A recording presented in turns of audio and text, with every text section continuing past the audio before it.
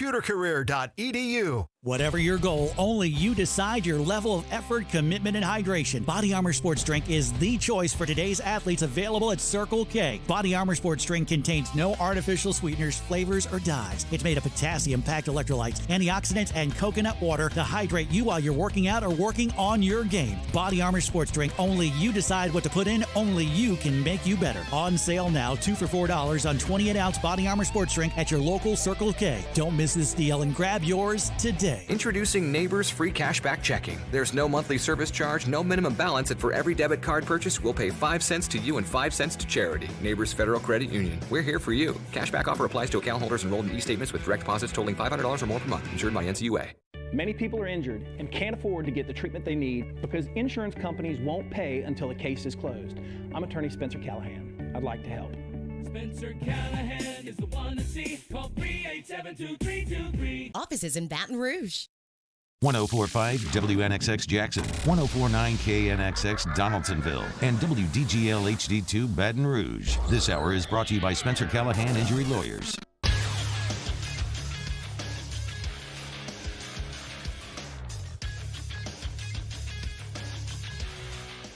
Good morning. It's 7 a.m. on Monday, July 20th. Today in Baton Rouge, expect to see cloudy skies with a high of 90. Coming up today on Off the Bench, presented by All-Star Toyota, LSU offensive analyst Russ Callaway joins the show at 7:30 a.m. Our latest weekend winners at 8.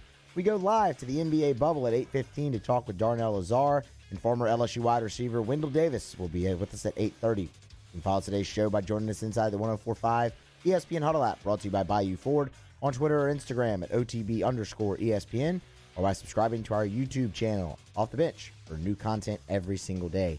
Hour number 1 of OTB starts right now.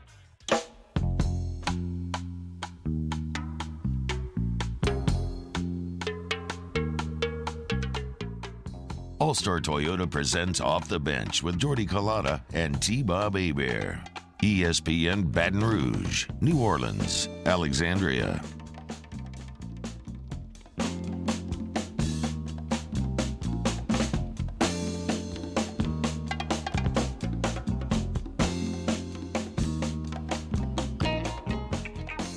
Off the Bench, 104.5 ESPN Baton Rouge, 100.3 ESPN Radio in New Orleans, 94.7 ESPN Alexandria, online, 104.5ESPN.com. We were on YouTube Live this morning on 104.5 ESPN's page, so make sure and search, subscribe, get notified when content goes live there.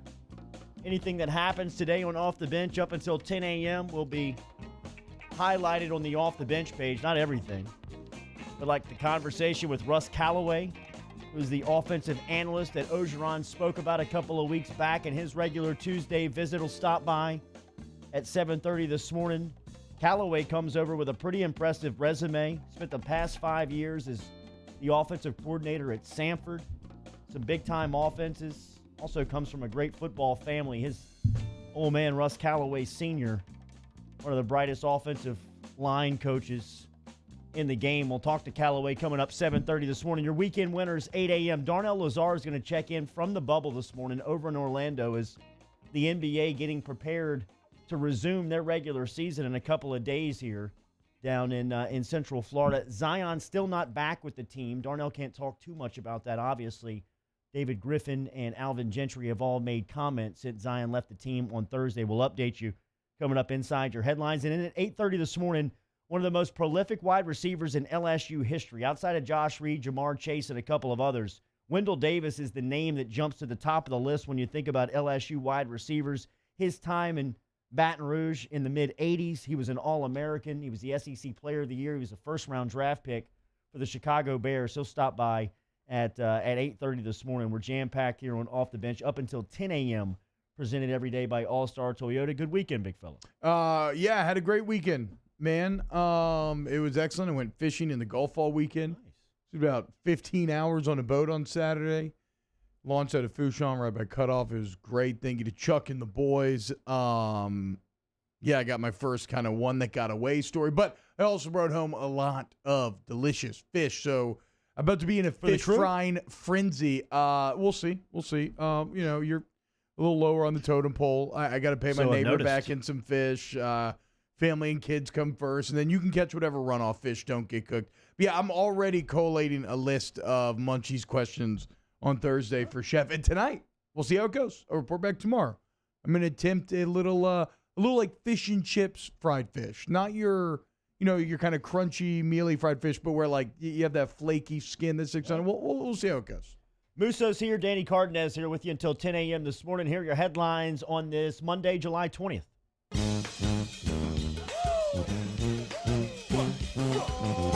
Headlines on Off the Bench. Big meeting this morning for the Southwestern Athletic Conference. The SWAC is officially expected to decide on plans for the 2020 fall sports season this morning. Brett McMurphy of The Athletic previously reported that the SWAC would be canceling all fall sports. Friday, SWAC Commissioner Charles McClendon spoke to a NBC affiliate in Atlanta and stated, when you start looking at creating a college football season, a college volleyball season, a college soccer season, it takes time to get those things ready. You can't just pull the plug. There are contracts, there are TV deals, there are things on the table. I'm talking about travels, airlines. So all those things have to be discussed within our Council of Presidents. That meeting coming up this morning for the Southwestern Athletic Conference. Roman Banks, athletics director for Southern University, has been confirmed on Off the Bench for 8:30 tomorrow morning to recap whatever news comes out, but it seems like a decision will be made ultimately on what the fall looks like for the SWAC. Yeah. How do you feel about it? What do you think is going to happen? I think they cancel it. Yeah, which is a bit of a bummer. But we've talked about it. It's going to be harder for the mid-level and smaller levels of college athletics to operate in the current pandemic. And we even touched on it Friday. I think one of the main hurdles is just testing, Jordy, right? Like a school like LSU or these other Power 5 conferences, they have millions of dollars from which they can draw from to make sure that their athletes are tested as much as possible, to give as much information as possible, to keep everybody safe, right? I think it's harder for schools with smaller athletic budgets to do that, and therefore it's harder to set up any kind of return-to-play scenarios. Neil Callaway, Russ Callaway's old man, who is the famous offensive line coach, will ask Russ about his dad. Neil coming up here at 7:30 this morning. Ed Ogeron was speaking over the weekend. We played you the clips on last week's show from Neil Cavuto's show on Fox News. Here was Ogeron on ESPN Radio over the weekend on Marty and McGee talking about preparing to play in Baton Rouge. Obviously, this is not my decision, but my gut feeling is we're going to play. We're preparing to play. I don't want my players to think any other way. Our coaches are thinking another way. Whether we start September 5th or a little bit later, I don't know that for sure. Whether we play in conference, out of conference, whatever that happens, that doesn't bother me. I know this. I do believe we're going to play. I'm almost certain that we are going to play. And you guys will agree with this. The SEC needs football. State of Louisiana needs football. Our country needs football. It's time to get going. Ogeron has kind of shifted into the voice of promise over the past couple of weeks for people looking to play football. Greg Sankey was on that same show a week earlier, kind of depressing college football fans, telling them that the outlook did not look as bright as Ogeron paints. He was talking more about what to expect this fall. We don't talk about it. We talk about the task at hand. We say block out the noise. I told them, so listen, guys, there's a lot of stuff going on out there. It's out of our control. So if you listen to it on a daily basis, it's going to be a seesaw. It's going to be a roller coaster of emotions. That's not what we're doing. We're planning on plans, and we're focusing on plans. Yeah, it's we'll see where this thing goes. I'll be interested to see kind of what the public reaction to this push from O is, but I've been thinking about everything a lot over the weekend, and I am ready to shift into full optimistic mode and just kind of hope for the best and talk about things like the SEC season, like the NFL, as if they're going to happen, and then if bad news eventually comes, we'll just deal with it when we cross that bridge. Musa Cisse was all a smokescreen. The Tigers never wanted the 7-footer out of Tennessee that reclassified and was one of the top dominant big men of the recruiting cycle. The entire time they had their sights set on Brian Penn Johnson, BPJ. the 7-footer out of Washington. He decided to transfer, and he announced on Saturday he's coming to Baton Rouge. 7 foot, 245-pound Utah native, played in 6 games as a redshirt freshman back in 19 and 20 in limited action, 34 total minutes. He recorded 11 points, 5 boards, and 5 blocks. Come on down. It sounded like you said he was a redshirt freshman in 1920. Ryan Penn Johnson, he might have been. Which you did, but yeah. Might have been. So what, he's going to try to get a waiver to play immediately? Yes. Do we have any insight into how that process will work, if you think it's going to get done or not? Seems like they've been signing off on those waivers They have. pretty liberally. They have. Up in Indianapolis, so hopefully they can get one signed here for the 7-footer coming down from the Pacific Northwest. We talked about it on Friday, but the NCAA's become pretty feckless, right? Yes. It's pretty hard for them to enforce Let him play. anything, and so like it's going to be tough to suddenly draw a line in the sand as long as he has any sort of good case, even like an inkling of a good argument for why he should be eligible immediately. NFL players took to Twitter on Sunday in a coordinated effort to urge the NFL to listen to experts' guidelines on safely opening training camps amid the coronavirus pandemic. Many of the players used the hashtag #WeWantToPlay accompanying their tweets. NFL Players Association President J.C. Tretter tweeted on Sunday, "What you are seeing today is our guys standing up for each other and for the work their union leadership has done to keep everyone as safe as possible. The NFL needs to listen to our union and adopt the experts' recommendations. #WeWantToPlay." The idea came from Miami Dolphins cornerback Byron Jones, who made the suggestion as one of the players' internal planning calls on Sunday, a source told ESPN's Dan Graziano. Zion Williamson, as we stated going into the weekend, the New Orleans Pelicans say top overall draft choice. Zion Williamson left the club on Thursday to attend an urgent family medical matter. The medical matter has not been commented on by the Pelicans. The Pelicans say Williamson intends to rejoin the team in Orlando for the resumption of the season, but they did not specify when he would be able to return or whether he'll miss any games. Williamson will have to quarantine again when he returns to Central Florida, a period that will last at least 4 days and could be significantly longer if he's not tested daily during his absence from the team. David Griffin said on Friday, "We fully support Zion's decision to leave the NBA campus to be with his family. Out of respect for the Williamson family, we will have no further comment at this time." NBA scoring leader James Harden of the Houston Rockets practiced with his team for the first time in more than 4 months on Saturday, saying his arrival at the league's restart bubble at Walt Disney World was delayed to family issues. Excuse me. Yeah. I've seen some people maybe like wondering if this is all a giant cover-up for Zion being injured or something. Even Joe Varden in The Athletic had kind of a throwaway paragraph where he was like, he has been cramping and he missed some practice. But like all the team, I would be shocked if that is the case. I'm not saying that we can know 100% either way, but all of the comments from his teammates, Alvin Gentry, David Griffin, they're all essentially, to paraphrase, like, look, basketball's not important. We're just worried about him and his family. So I don't know what's going on. But as you said Friday, first and foremost, we hope that Zion, whatever it is, that it's resolved, that heartbreak resolved in a happy manner. And coming up in the final hour of today's show, though, we'll kind of explore what does a Zion-less Pelicans team look like as they try to play. Man, this is just, if you're a Pelicans fan, like if you've ridden with this team for a few years, this is just par for the course, right?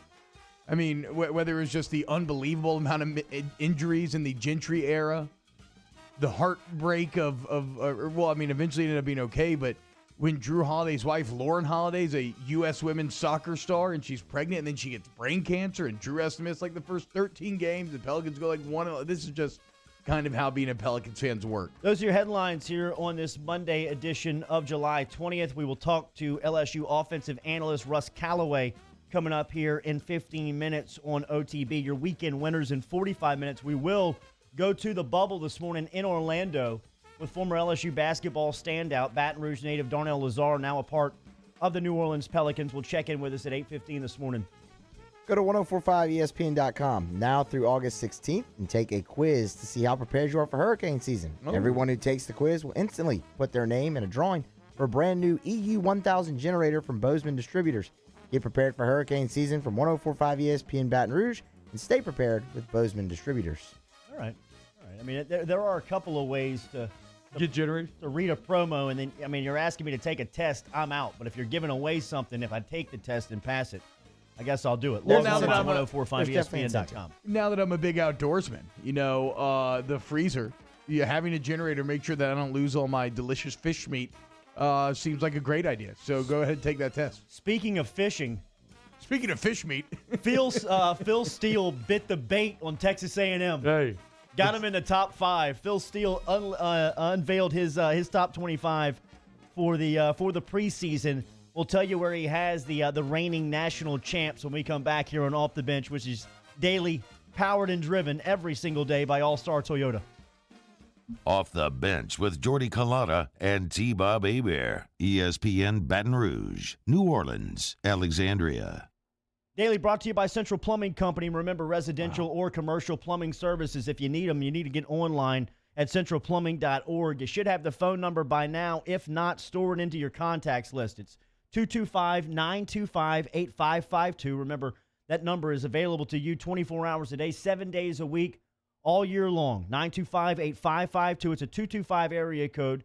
If you're outside of the listening area and you want to try Central Plumbing Company online, you can look them up, centralplumbing.org. Centralplumbing.org, centralplumbing.org. And speaking of home generators, if you want to buy a home generator, you want them to install it for you, Central Plumbing can do that. Make sure you are good to go for storm season. But like Jordy said, also just any plumbing issue that you have, and it doesn't matter what your setup is. You got an old house, new house, whatever. They've been at it for 40 years, okay? So they've seen it all. They can fix it all. Licensed, bonded, and insured. You can trust them.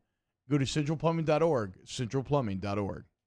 Our listeners fire off their opinions on the jimsfirearms.net hotline at 499-1045. Keep listening for your next chance to shoot us your thoughts with the jimsfirearms.net hotline on 1045 ESPN Baton Rouge.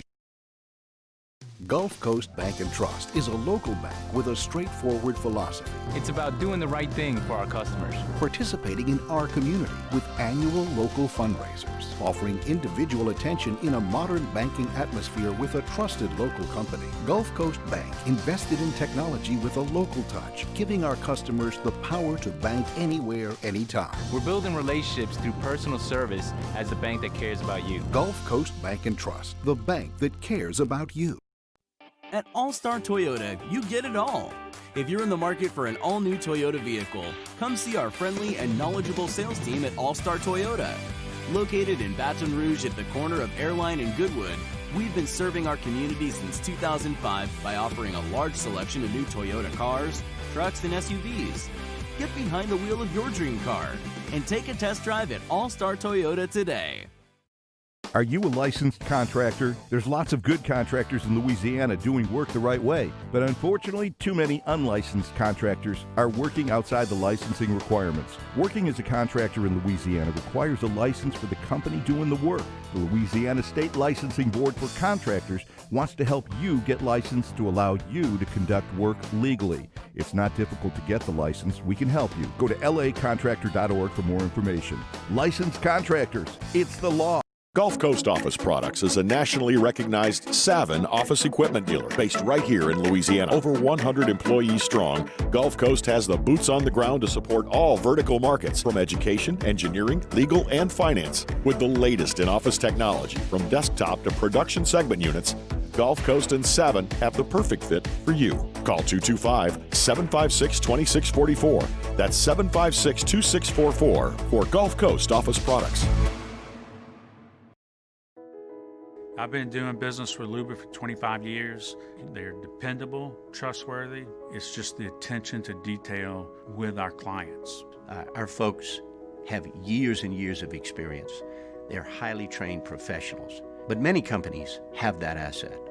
What I'd like to think makes Luba a bit different is that we use those talents in a way that truly is dedicated to serving the needs of the folks who depend on us. If I built a van, it would do more than haul. It would carry my entire business. I'd make it available in dozens, if not thousands of configurations. It would keep an eye on my fleet. And an eye out for danger. If I built a van, I'd make it available in diesel and gas. And I'd build it right here in South Carolina. Introducing the all-new Sprinter, starting at $33,790. Built in the USA. Mercedes-Benz. Vans. Born to run. Yo, join us for a Monday edition of Hanging with Hester and Hanny as we welcome in Aaron Torres of Fox Sports Radio to the show on 104.5 ESPN Baton Rouge.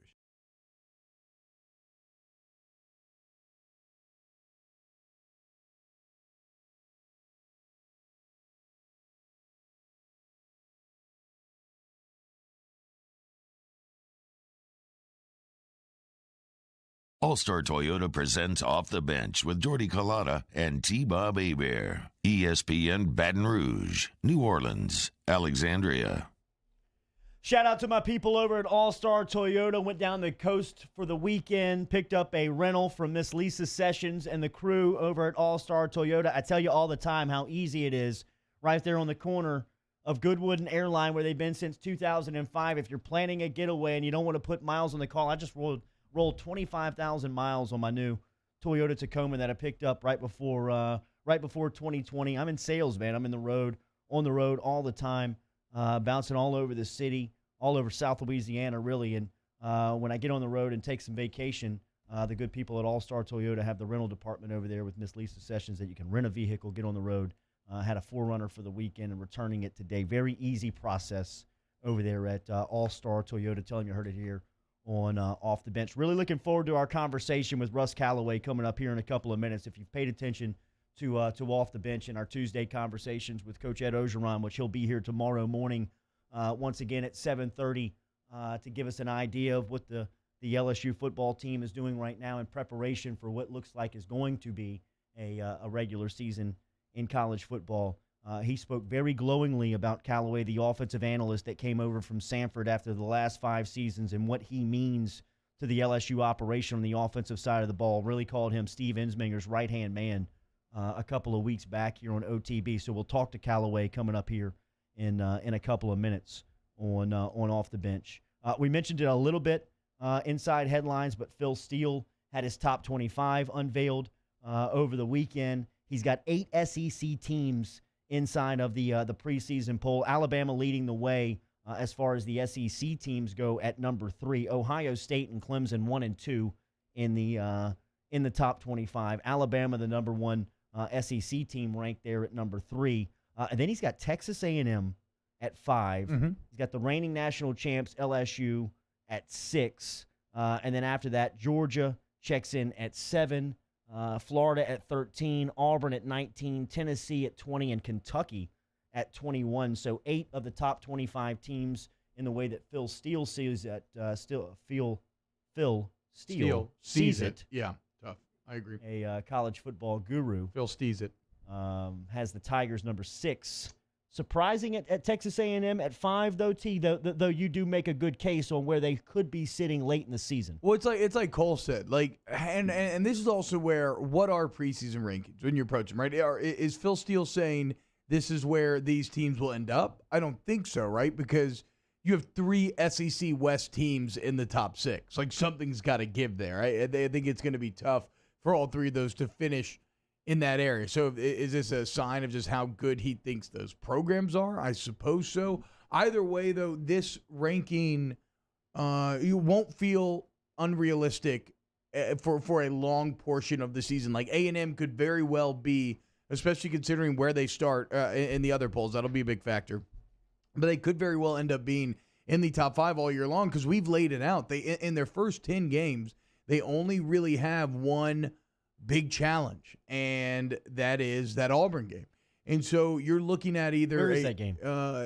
Where? Yeah, let me look it up. Look it up. I think it may be at Auburn. But either way, you're looking at a potential 9-1 start, or maybe even 10-0 going into the Alabama LSU stretch. And so if you're 9-1 or 10-0, absolutely, you could see Texas A&M being ranked that high. Plus, you look at Jimbo Fisher, and I think that this is an interesting year for him in terms of kind of where does his current coaching reputation lie. He entered Texas A&M on a huge high, and it looked like at Auburn, October 17th. There you go, at Auburn. That's going to be the biggest test before then they have Bama and LSU to finish season. But Jimbo entered A&M at a high. He seemed like he had some great momentum going on early, and the last year especially, because they entered with more hype following that crazy 7 overtime game. I think they fell short. even though it was a very tough schedule and all that. But this does seem like kind of like, this is going to be a year where we're going to draw a lot of conclusions about whether A&M misstepped paying Jimbo this 10-year, $75 million deal, and will they get their return? Like, the expectations on A&M should be super high. That said, I don't think they're the fifth best team in the country. The other things that jump out to me from this poll, look at that top four. Ohio State, Clemson, Alabama, Oklahoma. We've talked about it. That's the company that LSU is trying to join. Those are those year in and year out perennial playoff contenders. If they're not in the playoffs, they've been in the conversation all year long. Oklahoma's maybe interesting, Jordy, because like, at what point do they stop getting the benefit of the doubt if they keep getting beat on these stages? But for now, hot stove syndrome. Well, I mean, like, yeah, exactly, right. But then it becomes a thing. Well, you're not going to put like the Pac-12. You're not going to put a Pac-12 team in over them most years. So do you start going 2 from one conference? Like, we'll have to wait and see. But either way, those four are the four you think about when you think about the college football playoff era, and that's the company that LSU is trying to join this week. And that's what Peter Burns, when he was on the show last Monday, that's kind of what he was alluding to, that this is a huge year for LSU. Yes, you won a championship, but if you're trying to take that next step and enter the elite of the elite, where you're basically penciled in the top 4 every single year like these teams are, this year is critical for LSU to be able to prove that, yeah, they're in that stratosphere.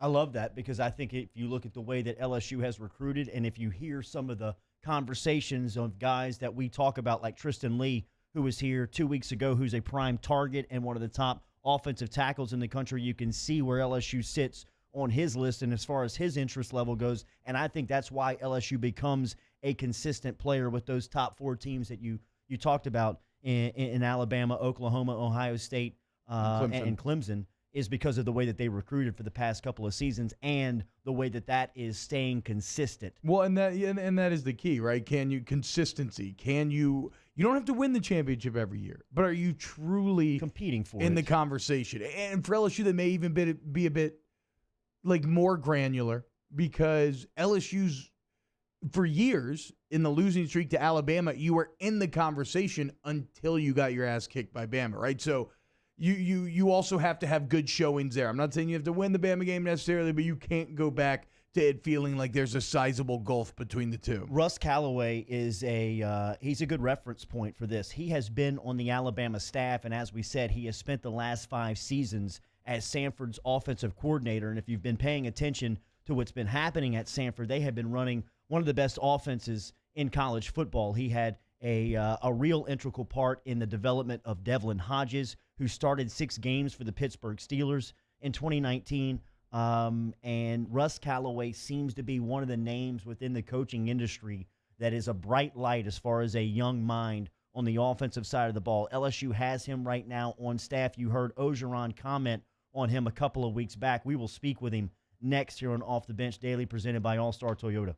Off the Bench with Kalana and T-Bob. All-Star Toyota, remember, conveniently located for you on the corner of Airline and Goodwood, and told you coming into that segment, the convenience. Love the convenience, man. I'm a part of the All-Star family. I pulled up there on Thursday afternoon before getting out of town, pulled up into the service department with Tommy Wagaspack, dropped the Tacoma off for the 25,000-mile oil change, worked into the service department. Lisa Sessions was over there, helped me get into a rental car for the weekend. Everybody knows you by name. They know your make and model of your vehicle. They know the history of the vehicle. That's a part of being the All-Star family. That's one of the big perks about being a part of the All-Star family. Find out for yourself this morning online at allstartoyotaofbatonrouge.com. Yeah, look, and the new 2020 deals are here for July. You want a Toyota Tundra up to $4,500 customer cash. They got you. What about an all-new 2020 Camry?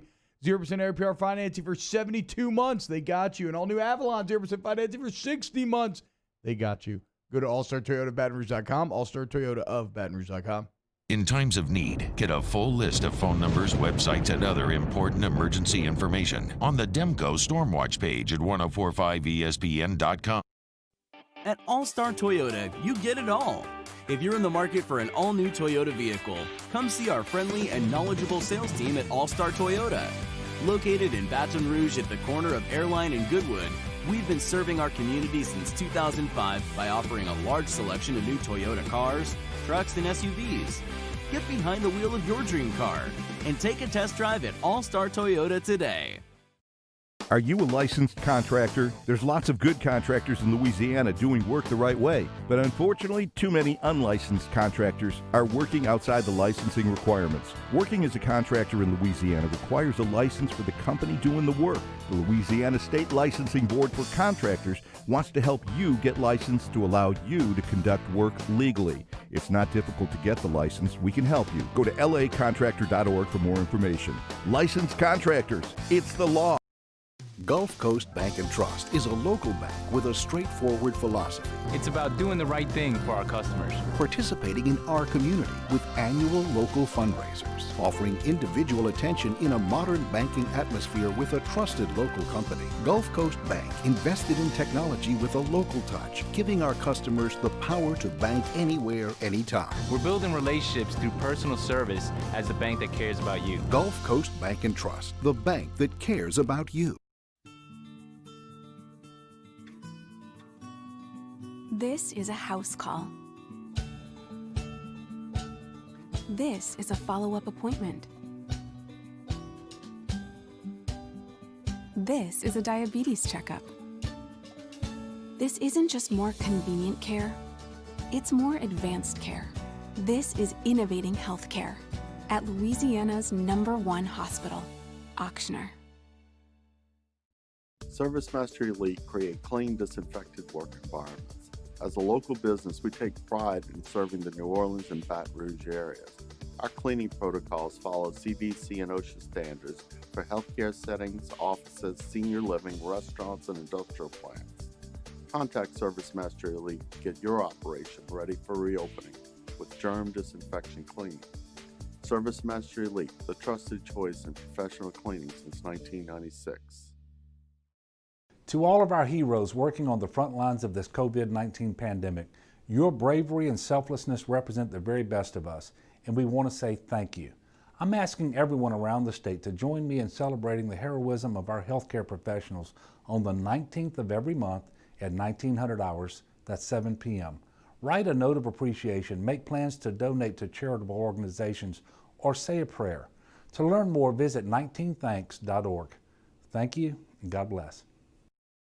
Crime has serious consequences. Join us for a Monday edition of Game Time. Charles Hannegriff fills in for Jimmy Ott and joins Ben Mintz as we're live from Ruffino's on Highland Road. That's Game Time, Monday from 6 to 8 p.m. on 104.5 ESPN Baton Rouge.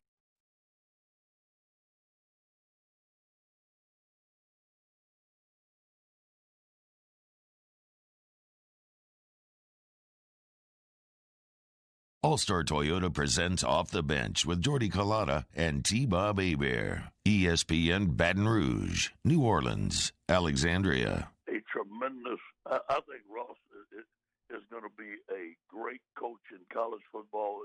He's already proved himself at Stanford. He had one of the best offenses in the country. He's Coach Ensminger's right-hand man. Prepares a lot of tape for him and does a lot of work for us. Has a lot of energy. I think he is a great young coach.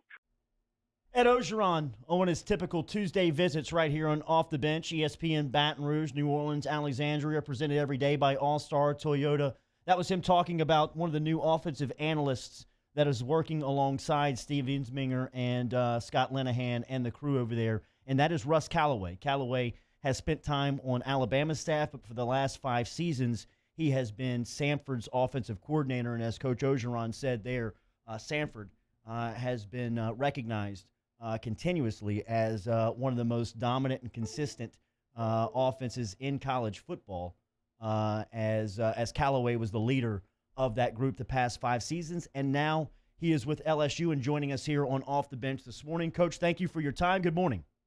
Yeah, thank y'all for having me. Absolutely. Can you tell us what the interest is around the LSU offense? Because people that have been watching the LSU offense as fans, as you know, for a long time with LSU, has considered it at painful. But last year was such a was such an incredible experience for not only the program but for the fan base. But as a coach, somebody that had a chance to join the offensive staff at LSU, what was the intrigue after what they accomplished last year? Yeah, you know, it's really fun to watch. Obviously, you know, I grew up around the game, and I've seen all kind of different offenses, pro-style spread, you know, so forth and so on. But to me, the biggest jump that you got to make as a coach is, you know, everyone's so scared to keep 6 and 7 in, or excuse me, to get 5 out and to keep 6 and 7 in and blocking. Sometimes you just got to make that jump and get that back out and let them free release and let those guys go cover the playmakers that we got. And, you know, that's kind of the philosophy behind it. And it's been fun to see from a different angle, just different concepts that I'm used to, but are very obviously successful. And it's really fun working with these guys.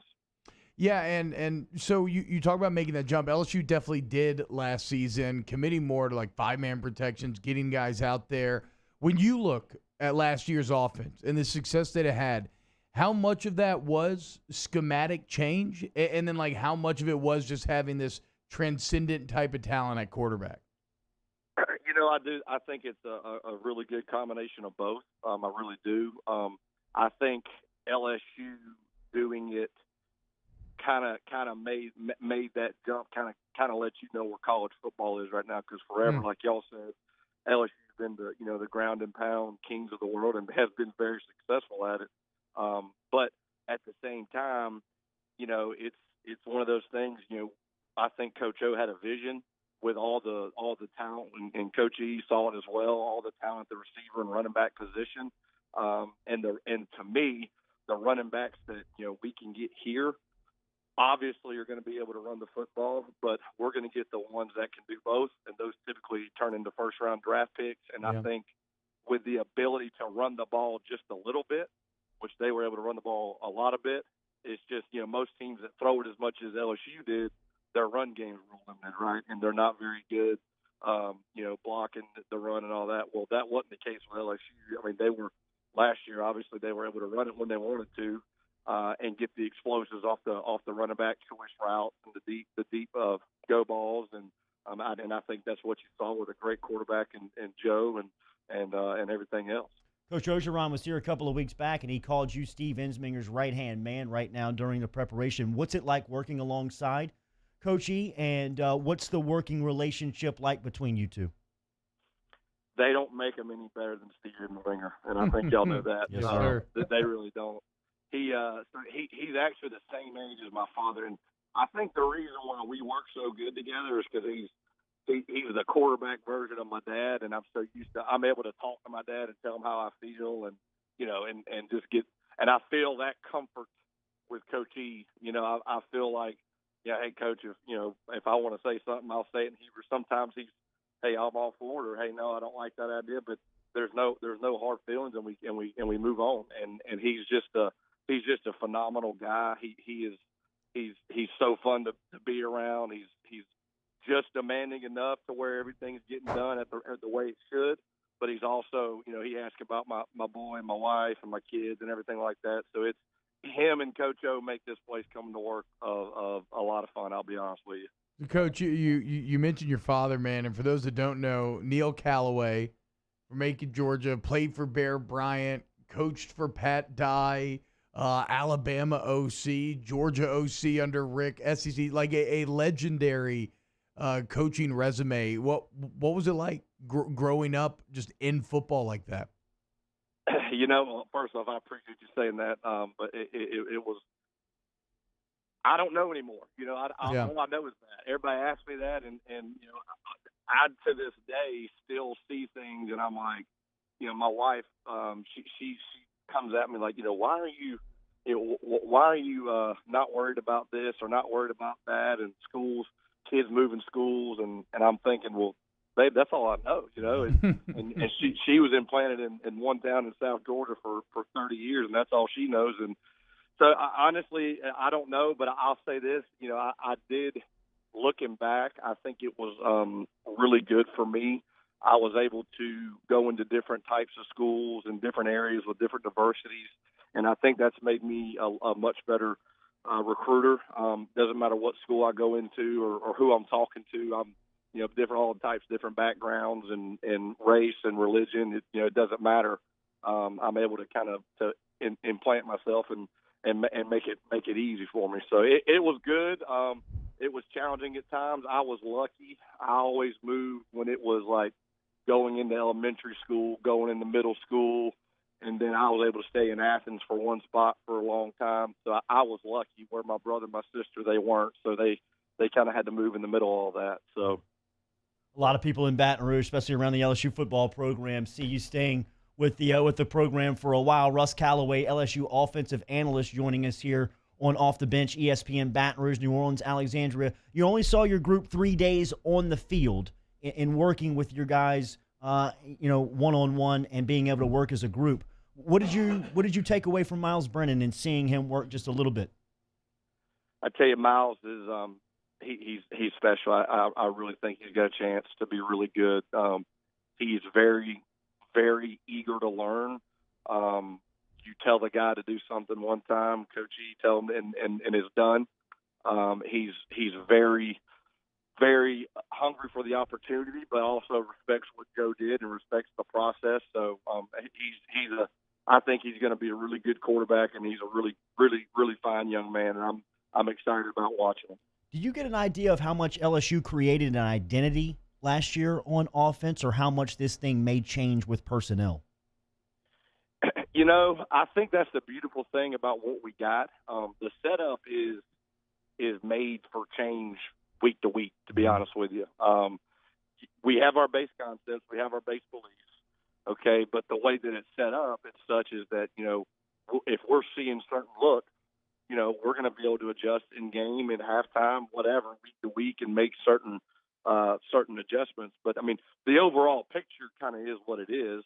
I think that ain't changing, obviously, and it shouldn't, because they were so successful and did such a good job. But, I think there will be some new things, just like there is with any other team, any other year, whether it be formations, routes, concepts, whatever. But again, the flexibility, and that's kudos to Coach E and Coach Linehan, is they were able to have it in such a way that you can get what you want week to week versus different looks. Russ, you've grown up around football, as we established. Your own resume is filled with offensive success, and so when you watch football, you just watch it differently than we do, like the average person does, right?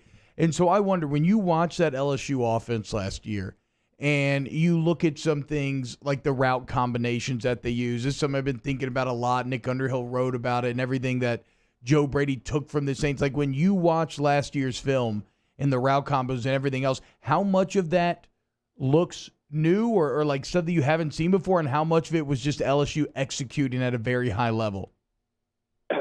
I think honestly, it's a combination of both. I think that it with the running back routes and the different option routes that you saw in the slot, I thought that was a different, interesting way to do it, and obviously we're very good at it. Yeah. And that is awesome.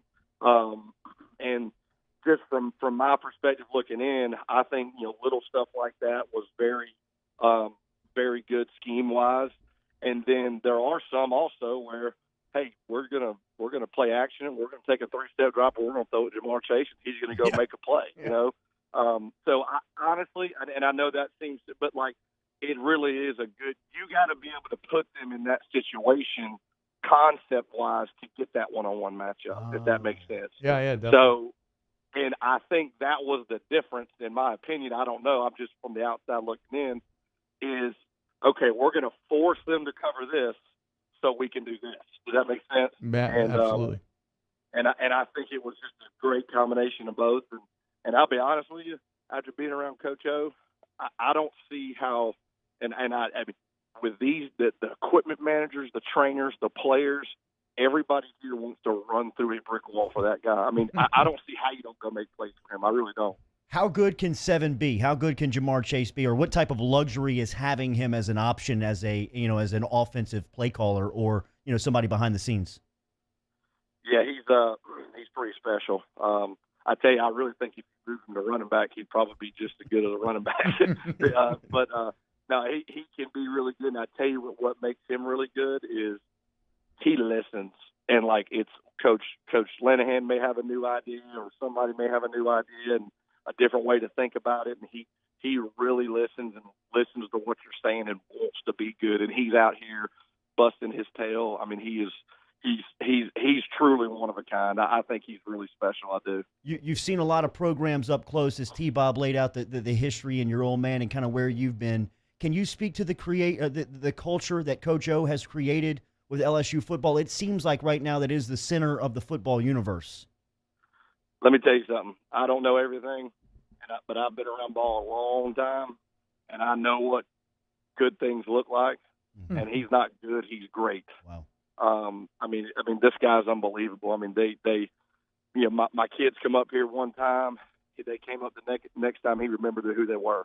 And brought them into his office and was, just above and beyond to my wife and my children. And here's the thing with him, okay, and just so far looking in, he has a unbelievable ability to keep the standard, and be demanding, but still show that he loves everyone in the program. And you couldn't ask one person in this build that if you thought, hey, do you think Coach O loves you? And every single one would say, absolutely loves me. Wow. I'll do anything for that guy. And I don't know where he got it from, how he learned it, what he did, but he's got it. That is no question. That is a great testimony from one of the coaches there. We're talking to LSU Coach Russ Callaway here on Off the Bench, 104.5, 100.3, 94.7 ESPN. There were some other new additions to the offensive arsenal as well, with Scott Linehan replacing Joe Brady as Joe Brady leaves. What's it been like working in, it's interesting, right? It's not often when you have a guy who's like a former NFL head coach come be the passing game coordinator. What's it been like working in all those different egos and everybody in that room? Yeah, and so I think that's again a testament to Coach O and Coach E is, and I think they hire people that they know are going to fit. And obviously, Coach Linehan's a great fit. He, yes, he's been a head coach. Yes, he's been an offensive coordinator in the NFL, all that. But if you walked in our room right now, he would be as open and wanting to listen to whether it be, a student assistant or a 40-year coaching veteran. He listens, and I think that's, to me, the difference between Coach O and a lot of these guys in Coach E. Coach O and Coach E are good people. I mean, they put your egos aside. Let's all lay it out on the table, and let's get what's best for LSU football. And it doesn't matter how old you are, how young you are, where you've been, where you haven't been, and that's the way it is. And I think that's why the culture is such, is because everyone feels like they have a part, and they're able to do something, and so that would be my answer to that. Everybody that stops by here, last one for you, has a comment on Arik Gilbert. What do you make of your true freshman tight end? Yeah, he's going to be special, I think. he is.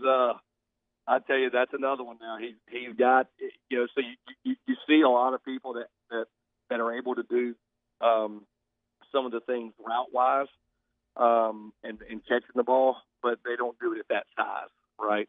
And that's going to be his deal. Obviously, he's very special, and I tell you again, what makes him go is his eagerness to learn. He knows he can be good, but he hasn't done it yet. He hasn't proven it yet, but he feels like he will, and he just whatever Coach E or any of them guys ask him to do, he does it, and if he doesn't understand, he'll come back and ask questions. And I think that ability to kind of circle back and get it right, done the right way, that's what's going to make him very, very successful on Saturday. A belated welcome to Baton Rouge to you and your family, Coach. It's great to hear from you this morning. Thank you for your time, and have a good week. Thank you all very much. Yes, sir. Thank you, Coach. There he is, Russ Callaway, checking in from LSU football this morning. That is pretty impressive. An anonymous user says, This is nuts. This is an analyst that sounds like a head coach. Did Miles even have analysts at LSU? OLL. This culture is unbelievable. It's maybe not completely fair to Miles, because when did analysts really become a thing? When are we talking about? Like 5 years ago, 7 years ago? Saban brought him in. Saban brought him in. He was ahead of the curve, no doubt. So Miles may have had a couple, but no doubt LSU under Orgeron has done an unreal job of catching up and getting like really talented people to accept these positions. Close that hour one next. Off the Bench with Kalana and T-Bob. Daily brought to you here on Off the Bench by Lanois Insurance, LANOIX agency.com, 749-5640. As remember, you can get in touch with Randy, Brian, and David this morning. You need auto insurance, home insurance, business insurance, even flood insurance. They can help you out at Lanois. Good savings for you monthly. It's a good starting point. LANOIX agency.com, Lanois Insurance Agency, 749-5640. LanoisAgency.com. Go to LanoisAgency.com today.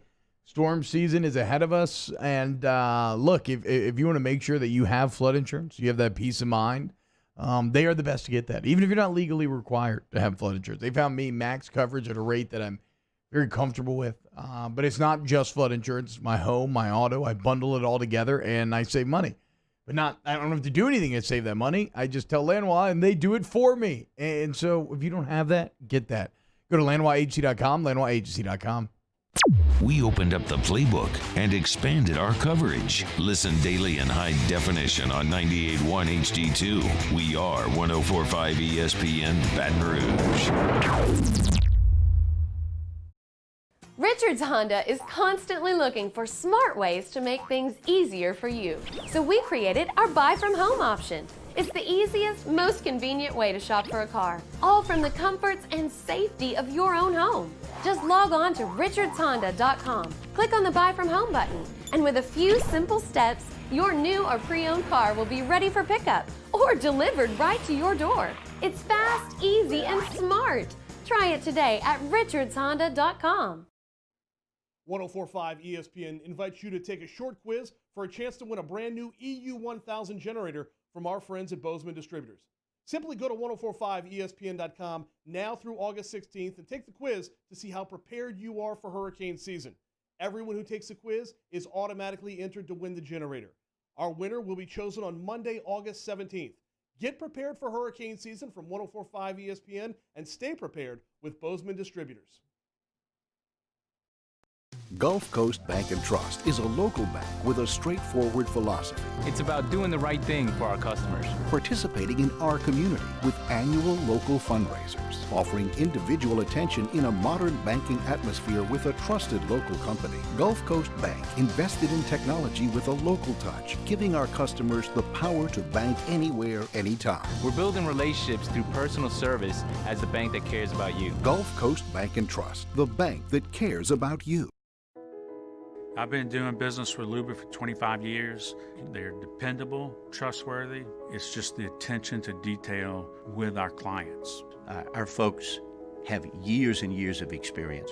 They're highly trained professionals, but many companies have that asset. What I'd like to think makes Luba a bit different is that we use those talents in a way that truly is dedicated to serving the needs of the folks who depend on us. Are you a licensed contractor? There's lots of good contractors in Louisiana doing work the right way, but unfortunately, too many unlicensed contractors are working outside the licensing requirements. Working as a contractor in Louisiana requires a license for the company doing the work. The Louisiana State Licensing Board for Contractors wants to help you get licensed to allow you to conduct work legally. It's not difficult to get the license. We can help you. Go to lacontractor.org for more information. Licensed contractors, it's the law. Gulf Coast Office Products is a nationally recognized Savin office equipment dealer based right here in Louisiana. Over 100 employees strong, Gulf Coast has the boots on the ground to support all vertical markets from education, engineering, legal, and finance. With the latest in office technology from desktop to production segment units, Gulf Coast and Savin have the perfect fit for you. Call 225-756-2644. That's 756-2644 for Gulf Coast Office Products. Yo, join us for a Monday edition of Hanging with Hester and Hanny as we welcome in Aaron Torres of Fox Sports Radio to the show on 104.5 ESPN Baton Rouge.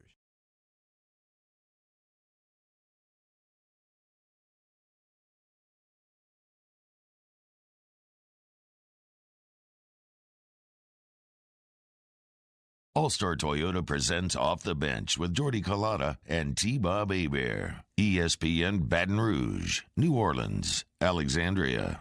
All right, very impressive conversation there with LSU offensive analyst Russ Callaway. You can see why everybody around the program is very high on Callaway, who, as we said, the last 5 seasons has spent time as Samford's offensive coordinator. He was also an analyst on Alabama's staff 6 years ago, and we had an anonymous user asking about analysts, and it was about that time when analysts became, I guess, cachet in college football, and Nick Saban was the one that started that, where he built a shadow staff into in behind his staff and had people behind the scenes breaking down film for opponents months before you would even see them on the field. And you started to see that group that T-Bob was talking about, the Ohio States, the Clemsons, the Oklahomas, start to pay attention what was going on and start to fill that staff and fill those roles accordingly. And LSU has a bright light at Russ Callaway and some other guys that are working behind the scene, and we'll try to get some of those interviews. Kevin Coyle is a big name behind the scenes on the defensive side. Tyler Tettleton is another name on the offensive side. As far as the analysts, I don't want to start picking these guys out one by one because they all serve a certain purpose and duty. But that is why when T-Bob says that LSU is trying to get a seat at the table and really kind of elbowing their way into the table, is because they're now playing on a level playing ground. Yeah. That they're now playing alongside the Ohio States, Alabamas, Oklahomas, with the same type of staff on the same recruiting budget, expanding to the recruiting areas outside of points of needs that they can reach out and go get an offensive lineman or a pass rusher from Virginia or a linebacker from the Maryland area. It just to me, LSU is now on an even playing field with all of the heavyweights in college football, and Orgeron has elevated that with the culture and the personnel that he's brought in, not only on the roster but on the coaching staff as well. And I think that Russ Callaway is a bright example of that. I mean, to hear him speak and to only recognize that he's an analyst on the staff. Yeah. I mean, there's a lot of colleges around the country that would like to have him calling plays. Some small colleges would probably offer him a head coach spot. He's an analyst on LSU staff going into the 2020 season. Weekend winners coming up 4 minutes from now. Off the Bench with Kalata and T-Bob. Look, you owe it to yourself, okay? You only get to play sports for a certain period in your life. I'm talking to anybody out there, high school, maybe doing H&M, like whatever you're into. If you're playing sports, you need to check out Ochsner Performance Training, okay? Maybe you don't play in college. Maybe you don't make the pros. That's not the point, though. If you want the same treatment, the same training that professional teams like the Saints and the Pelicans or college teams gets, it's all there for you at Ochsner. Whether you're on the North Shore, you're in New Orleans, you're in Baton Rouge, whether you're healthy and just looking to maximize your potential training, whether you do get injured and you need to look at non-surgical options or even surgical, and then you need to recover. They do it all right there at Ochsner. You get the same care as the pros. Maximize your potential with Ochsner Performance Training. Go see my good friend, Dr. Jeremy Burnham, who is the medical director of sports medicine right here in Baton Rouge. She's been brought back home. You can learn everything online over at Ochsner.com. Oh, hey, what's up? It's Big D and Bubba, 100.7 The Tiger Morning Show. We'd love for you to join us every weekday, 4 a.m. till 9 a.m. Yeah, everything you want in a show. Country music. We got laughs. We got celebrity in-studio guests. We just need you. Join us every weekday morning, 4 a.m. to 9 a.m., right where it all started. That's right. Louisiana's country station, 100.7 The Tiger. To all of our heroes working on the front lines of this COVID-19 pandemic, your bravery and selflessness represent the very best of us, and we want to say thank you. I'm asking everyone around the state to join me in celebrating the heroism of our healthcare professionals on the 19th of every month at 1900 hours, that's 7 p.m. Write a note of appreciation, make plans to donate to charitable organizations, or say a prayer. To learn more, visit 19thanks.org. Thank you, and God bless. Gulf Coast Bank and Trust is a local bank with a straightforward philosophy. It's about doing the right thing for our customers. Participating in our community with annual local fundraisers, offering individual attention in a modern banking atmosphere with a trusted local company. Gulf Coast Bank invested in technology with a local touch, giving our customers the power to bank anywhere, anytime. We're building relationships through personal service as the bank that cares about you. Gulf Coast Bank and Trust, the bank that cares about you. This is a house call. This is a follow-up appointment. This is a diabetes checkup. This isn't just more convenient care, it's more advanced care. This is innovating healthcare at Louisiana's #1 hospital, Ochsner. ServiceMaster Elite create clean, disinfected work environments. As a local business, we take pride in serving the New Orleans and Baton Rouge areas. Our cleaning protocols follow CDC and OSHA standards for healthcare settings, offices, senior living, restaurants, and industrial plants. Contact ServiceMaster Elite to get your operation ready for reopening with germ disinfection cleaning. ServiceMaster Elite, the trusted choice in professional cleaning since 1996. At All-Star Toyota, you get it all. If you're in the market for an all-new Toyota vehicle, come see our friendly and knowledgeable sales team at All-Star Toyota. Located in Baton Rouge at the corner of Airline and Goodwood, we've been serving our community since 2005 by offering a large selection of new Toyota cars, trucks, and SUVs. Get behind the wheel of your dream car and take a test drive at All-Star Toyota today. If I built a van, it would do more than haul. It would carry my entire business. I'd make it available in dozens. Make that thousands of... Baton Rouge. This hour is brought to you by Spencer Callahan Injury Lawyers.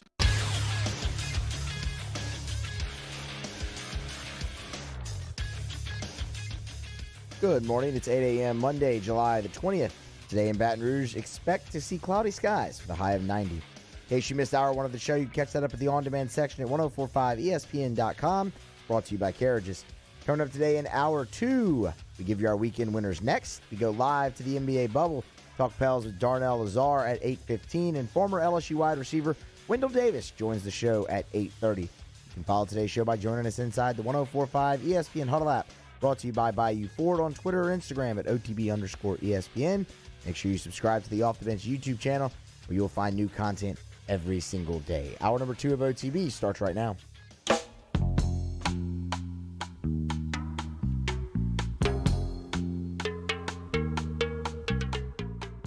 All-Star Toyota presents Off the Bench with Jordy Collada and T-Bob Hebert.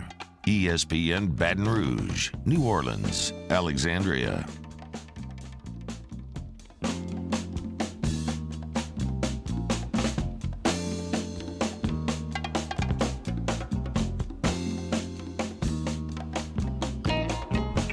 Off it at hour 2 off the bench, 104.5 ESPN Baton Rouge, 100.3 ESPN Radio in New Orleans, 94.7 ESPN Alexandria.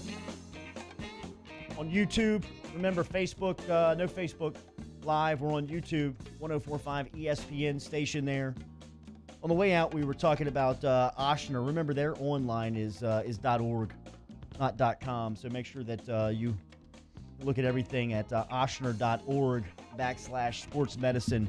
The facilities are amazing. With Jeremy Burnham, our good friend over there, and all the professionals. OP2. Hour 2, remember, coming up, Darnell Lazare going to check in from the bubble here in 10 minutes. Got your weekend winners leading you off. 8:30 this morning, Wendell Davis, one of the most prolific pass catchers in LSU history. I saw Jacques was doing a pretty cool, he was talking to Harvey Williams. Harvey was a regular on Collada and the Prince back in the day. Oh, yeah? Where he was... What's that? Would come in and give a rundown of LSU football. Williams, of course, the former standout tailback. He was talking about that 1987 team, that was really the team that I fell in love with as a youngster, as a young kid watching football in the community. Tommy Hodson, Harvey Williams, Tony Moss was like the third wide receiver, fourth wide receiver behind Alvin Lee and Raji McGee, but Wendell Davis was the headliner. Brian Kinchin was the tight end. Tommy Hodson, of course. Mickey Guidry was my youth Little League football coach. He was the backup quarterback on that team. Eric Andelsack, Eric Hill. Man, I could go on for days. Legend. But Wendell Davis will stop by here at 8:30 this morning. Really cool conversation with Russ Callaway in hour number 1. Callaway, an LSU offensive analyst, very impressive in hearing him break down the LSU offense, some of the personnel, talked about Miles Brennan and Jamar Chase, also gave his thoughts on Arik Gilbert, but more impressive was his answers, I thought, on the culture and philosophy, working alongside Steve Ensminger and Scott Linehan. All of that can be found on the YouTube page by Off the Bench, which all of our stuff is brought to you by Carriages of Baton Rouge. Remember, Carriages is online, carriagesbr.com. So stop in and see and listen to the Callaway interview and check it out as it'll be right there at YouTube. Brian Burgess talking about Harvey Williams being a regular. He was great, man. He was he was fantastic. He was one of those guys that would just say anything that came to his mind, which was dangerous at times. He had a relationship. He played for the Raiders in the 90s, so he was with Bo Jackson. He knew he was tight with Marcus Allen, so he had some insight on the OJ stuff he would talk about. I mean, he was incredible. And Jacques had to sit down with him. That Jacques got over at WAFB. His Jacques teammate. said he's going hard on the 80s this week. For all you 80s LSU fans. That's good. Wendell Davis is one of those icons from those 80s teams that'll join us here at 8:30. Your weekend winners coming up here on Off the Bench. Here's the latest edition. That's how winning is done. That's right. We can't have anyone freak out there, okay? We've got to keep our composure. We've got too far. I'm by winning. I win here and I win there. Now what? Are you doing what it takes to win a championship? Wow, winning. Well, then I guess there's only one thing left to do. What's that? Win the whole thing. All right, my first weekend winner is my dad, Frankie Collada. Celebrated a birthday, another trip around the sun over the weekend on the Gulf Coast, on the Alabama Gulf Coast. He celebrated with his kids, his grandkids. He did not tell us, or he did not want me telling the public how old he is. How old is he?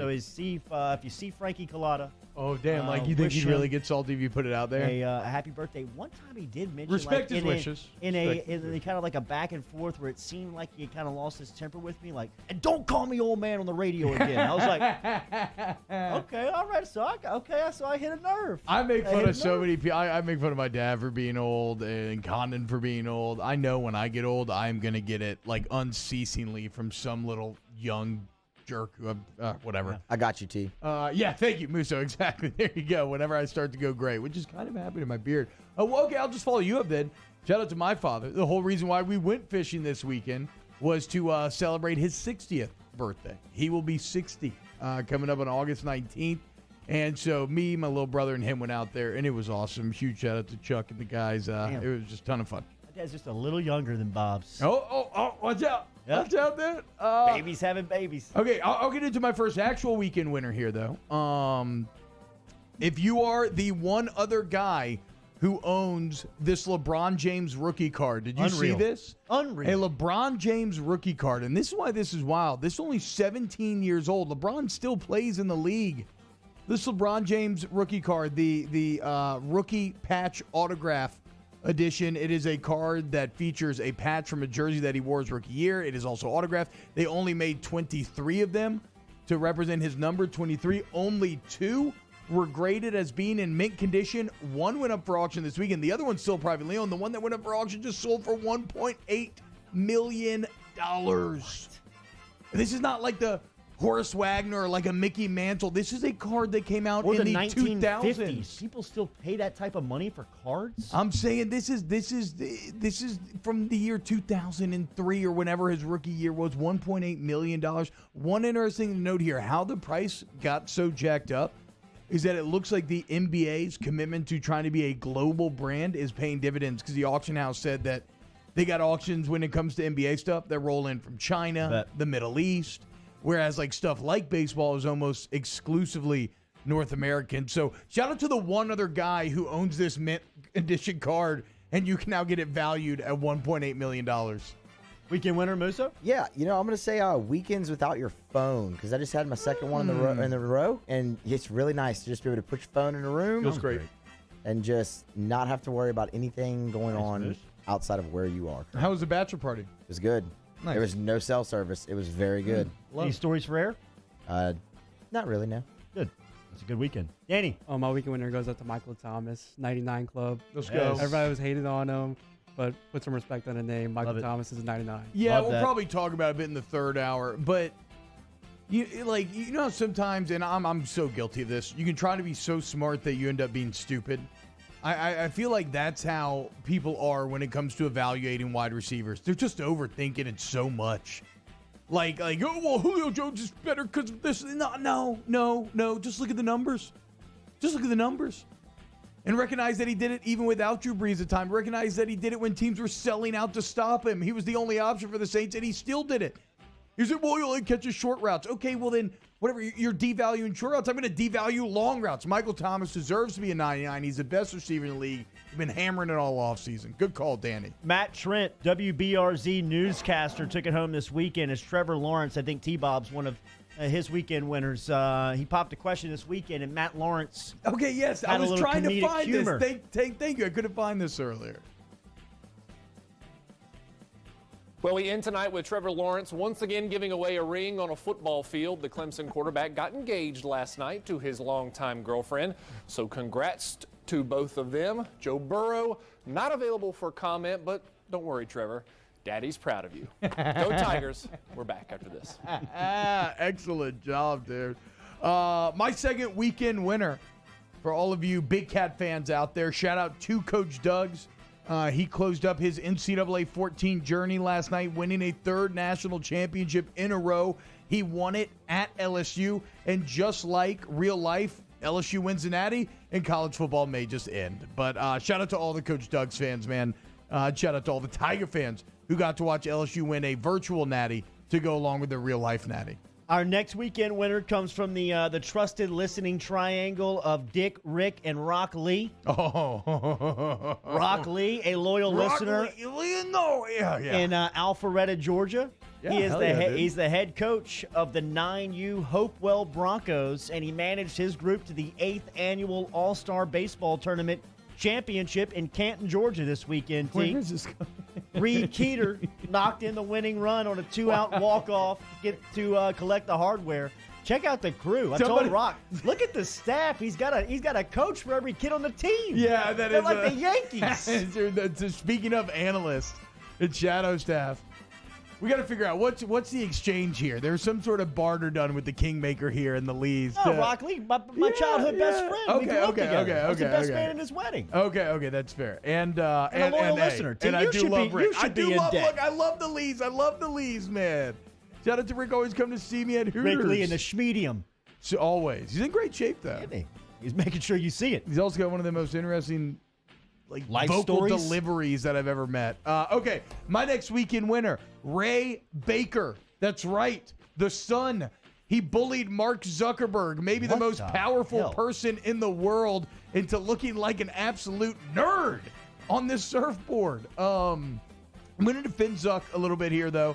So if you haven't seen it, picture it viral over the weekend of Mark Zuckerberg surfing, and he has what looks to be an absurd... It looks like he's got a mask on. Yeah, it's an absurd amount of sunscreen, a comical amount. Like, it looks like the only way you do that is if you're trying to be funny. I'm not sure if Zuckerberg understands human emotion or humor, though, so I don't think that can be it. But I got to kind of say this. As I get older, I have been feeling that I care less and less about rubbing in the sunscreen or what it looks like. I just want to make sure that it's on. I don't want to look like Bozo the Clown? I don't do it that aggressive, but I'm just saying, when I do it now, I'll just do a swipe down the nose and on the cheeks, and I won't even rub it in. He hit the corners. You got everything. Like It's kind of odd, though, how it directly cuts off at his neck. That's the thing. It's applied very strategically. He was very worried about just his face not getting any sun. It's like a Mardi Gras mask. Yeah. Yeah, but hey, Mark, that's what you get for ruining our democracy and ability to communicate with one another civilly, you jerk. My last weekend winner is, how about a week worth of the newest ESPN Baton Rouge lineup? And Hanny and Hester on Friday.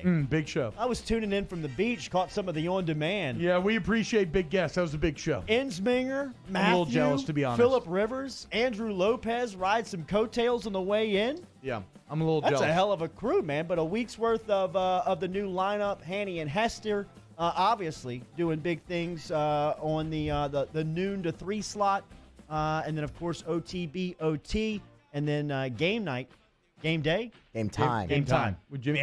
We had Otter and Mints on Friday, which, by the way, new OTB/OT Friday segment 9:15. We will have one or two of them on to give you some plays over the weekend, year round, if you want to make a little money. Love it. My next weekend winner, baseball fans in Dunedin, Florida. Do you know why, Musa? Yes, I do. That is where the Toronto Blue Jays are training. And the Canadian federal government has decided that traveling back and forth from the U.S. is too risky, and so they just told the Blue Jays you can't play in Toronto. Which means that... Come to the Shrine. Hey, on airline. I There like you go, yeah. Kingmaker's thing here. Kingmaker is making an underground push for Toronto to play their season in New Orleans. Who's our guy over the New Orleans sports? I don't Is know. it Cicero? Jay Cicero? Yes. Cicero, this has got to be in our wheelhouse, man. Let's get the Blue Jays to the Shrine on airline. Yeah, because as it stands now, they're playing in Dunedin, Florida. Well, they actually redid the whole field. Like, it's not a baseball field anymore. It's just all grass. Is it all rugby now? It's for rugby, yeah. It's for our team, the They Gold. transformed the whole stadium. We can go back to the Dome, to shouldn't the be that hard. Piggly Wiggly Classic. Well, okay, let's Yeah, stand our we feet. can make this work. We can this stand work. our feet. Make this Just work. lateral, just a little You still need a home, adjustment. right? You still need a home? Either way, though, if they don't move, how about the citizens of Dunedin may get to go watch Sounds pro like a baseball. retirement village. My next weekend winner, John Rahm. That's correct. Yes. So not a big, not like a, I don't think he's broken through the mainstream. I don't know. Do you think the average person knows John Rahm? Is definitely the golf fan. Definitely golf for fans. sure knows All who he golf is. fans. But he's now number 1 in the world. How That's about that? crazy. You're winning the Memorial. You got any more winners? I do. People who like watching Kanye West flounder. He decided to He's open out. up his presidential campaign in interesting fashion, trying to get in a nuanced conversation about how Harriet Tubman didn't really free slaves. Harriet Tubman once had a 1.2 or the equivalent of a $1.2 million bounty on her head for freeing slaves. So good luck, Yee. I don't think that was the play you were looking for. How about this? Fans who, Dukes of Hazzard's fans, stunt driver James Smith jumped the tick fall over 100 feet this weekend. Wow. At the 3rd annual Bo Extravaganza. Apparently, Bo Duke, the actor John Schneider. Yeah. Oh, he lives. He lives down right. Yeah, he lives in Walker. Holden, right? And so he has like a studio down there. And in filming for a new movie, they did this awesome 100-foot jump. And if you were there, you got to watch it in Tickfall over the weekend. Also, John Chavis is now coaching at a random middle school in Tennessee.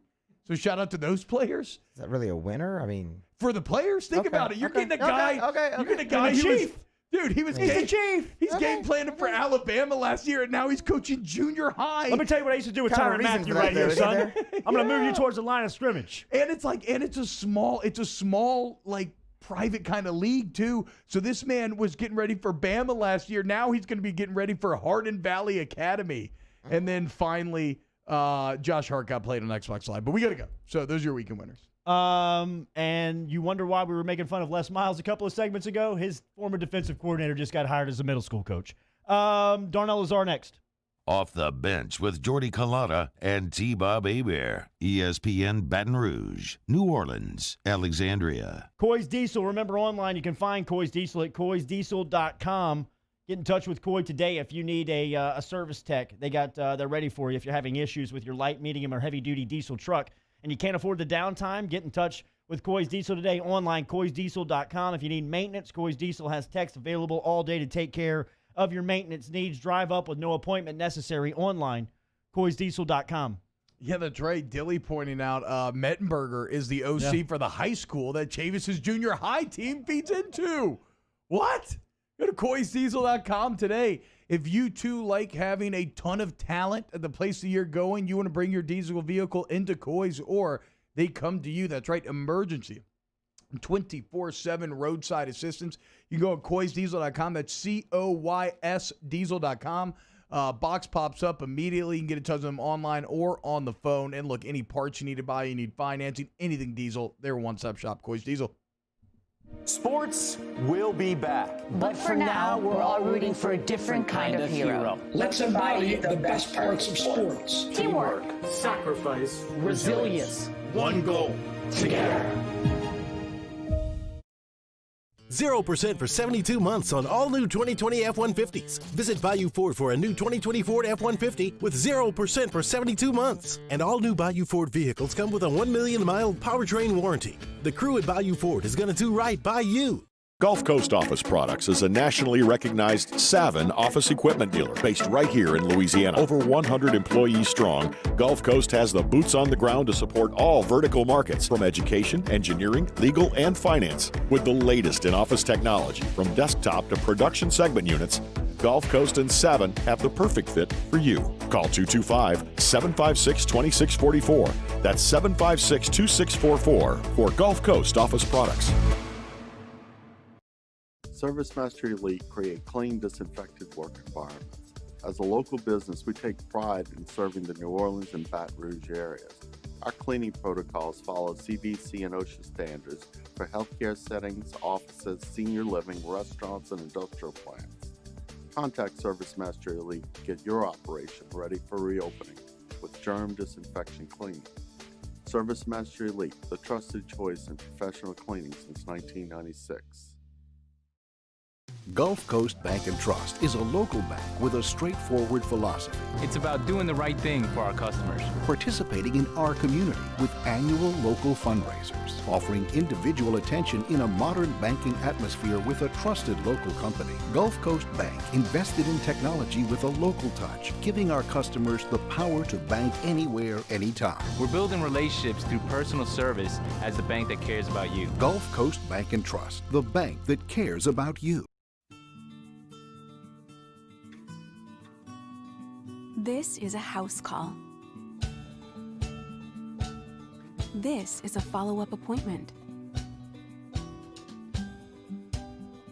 This is a diabetes checkup. This isn't just more convenient care, it's more advanced care. This is innovating healthcare at Louisiana's #1 hospital, Ochsner.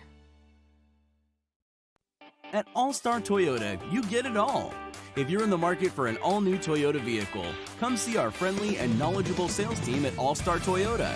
Located in Baton Rouge at the corner of Airline and Goodwood, we've been serving our community since 2005 by offering a large selection of new Toyota cars, trucks, and SUVs. Get behind the wheel of your dream car and take a test drive at All-Star Toyota today. Prompt, professional, reliable. If you're looking for a breath of fresh air with your AC and heating needs, call the professionals at Anison Bitter. Anison Bitter, a Rheem Pro partner, keeping your family comfortable for over 25 years. Join us for a Monday edition of Game Time. Charles Hannegriff fills in for Jimmy Ott and joins Ben Mintz as we're live from Rufino's on Highland Road. That's Game Time, Monday from 6 to 8 p.m. on 104.5 ESPN Baton Rouge.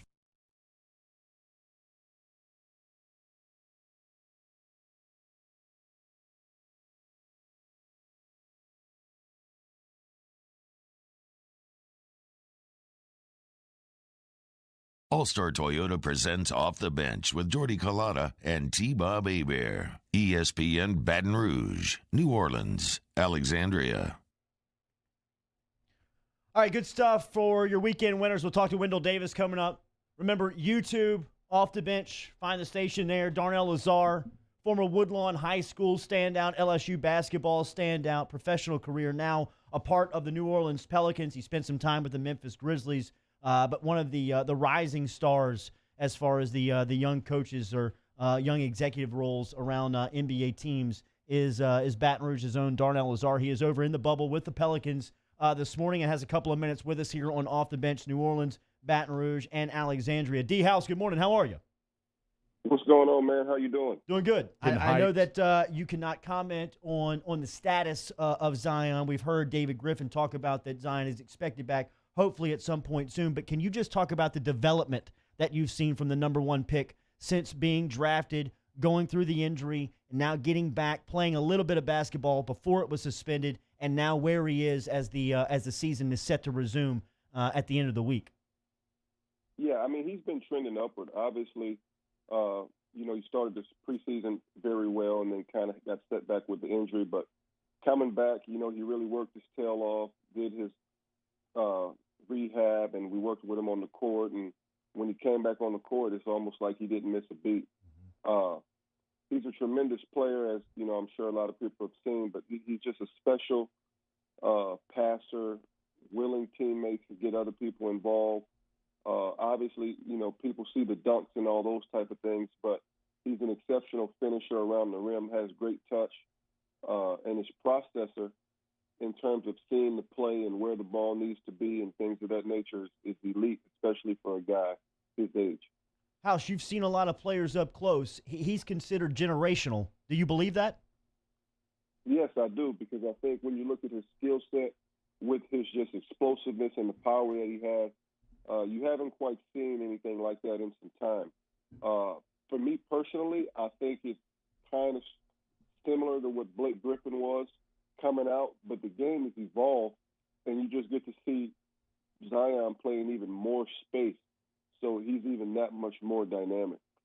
Talking to Darnell Lazar here on Off the Bench, 105, 100.3, 94.7 ESPN. The Pels currently, I am so hyped for return to basketball, but the Pels currently trying to become the third team in NBA history to make the playoffs despite having a 13-game losing streak. And when you look at the kind of the flow of this season, right, a lot of adversity early on, very tough schedule, and then it looked like y'all started to figure things out. And a lot of that figuring out happened without Zion. Do you feel like some of those early season struggles and then the bounce back when even before Z got there, does that help you get ready for this situation if Zion's not available game one?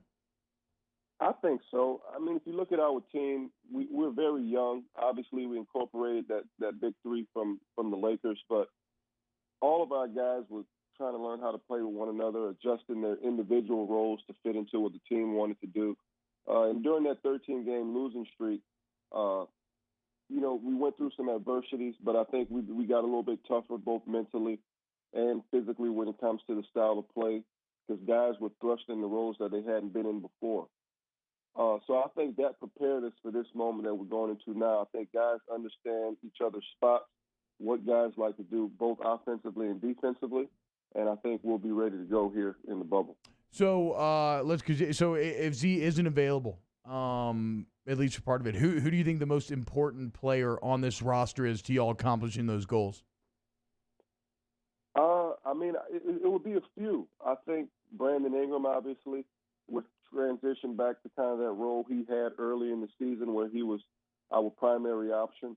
And then I think we're going to lean a lot on Drew Holiday and his experience both offensively and defensively, his ability to, kind of tap in and lock down opponents' best players, but still contribute on the offensive end. And then collectively by committee, everybody's going to have to, bring part of their game up. Darnell, speaking about development, one player that seems that his development has been expedited in New Orleans has been point guard Lonzo Ball. What is the staff's feeling around Ball right now as you guys enter the resumption?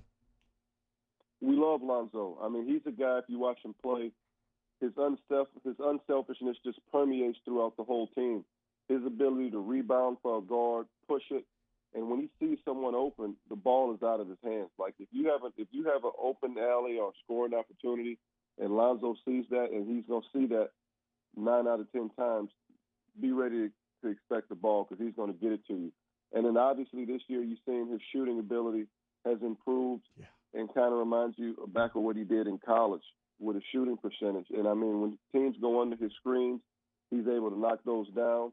And throughout the season, he's made a number of big shots for us, being, we down 5. He's able to make a 3 to cut it to 2, or it's a tie ball game. He's making open 3 to put us up 3. He's made some big shots for us this year. Darnell, it seems like, okay, you spent a lot of time, and everybody that's in the bubble has spent time at an AAU basketball weekend, right? I mean, it feels like outside looking in that this is what that is. It just with NBA talent. And a lot of people think that New Orleans is set up to possibly make a run here because of your youth, because of your fresh legs, and just because of being able to get back out and ball again. Can you explain maybe the mentality and the setup for what you guys are entering? I mean, it definitely kind of has that AAU feel because you just have all these teams in one area. You kind of able to see different people in passing, going to practice, things like that. For us specifically, we do want to rely on our youth. We like to play a fast pace. We're going to get some threes up. And then what people don't really realize towards the season before it got shut down, we were really doing a very good job defensively. So we want to tap into all those things as we resume playing the bubble.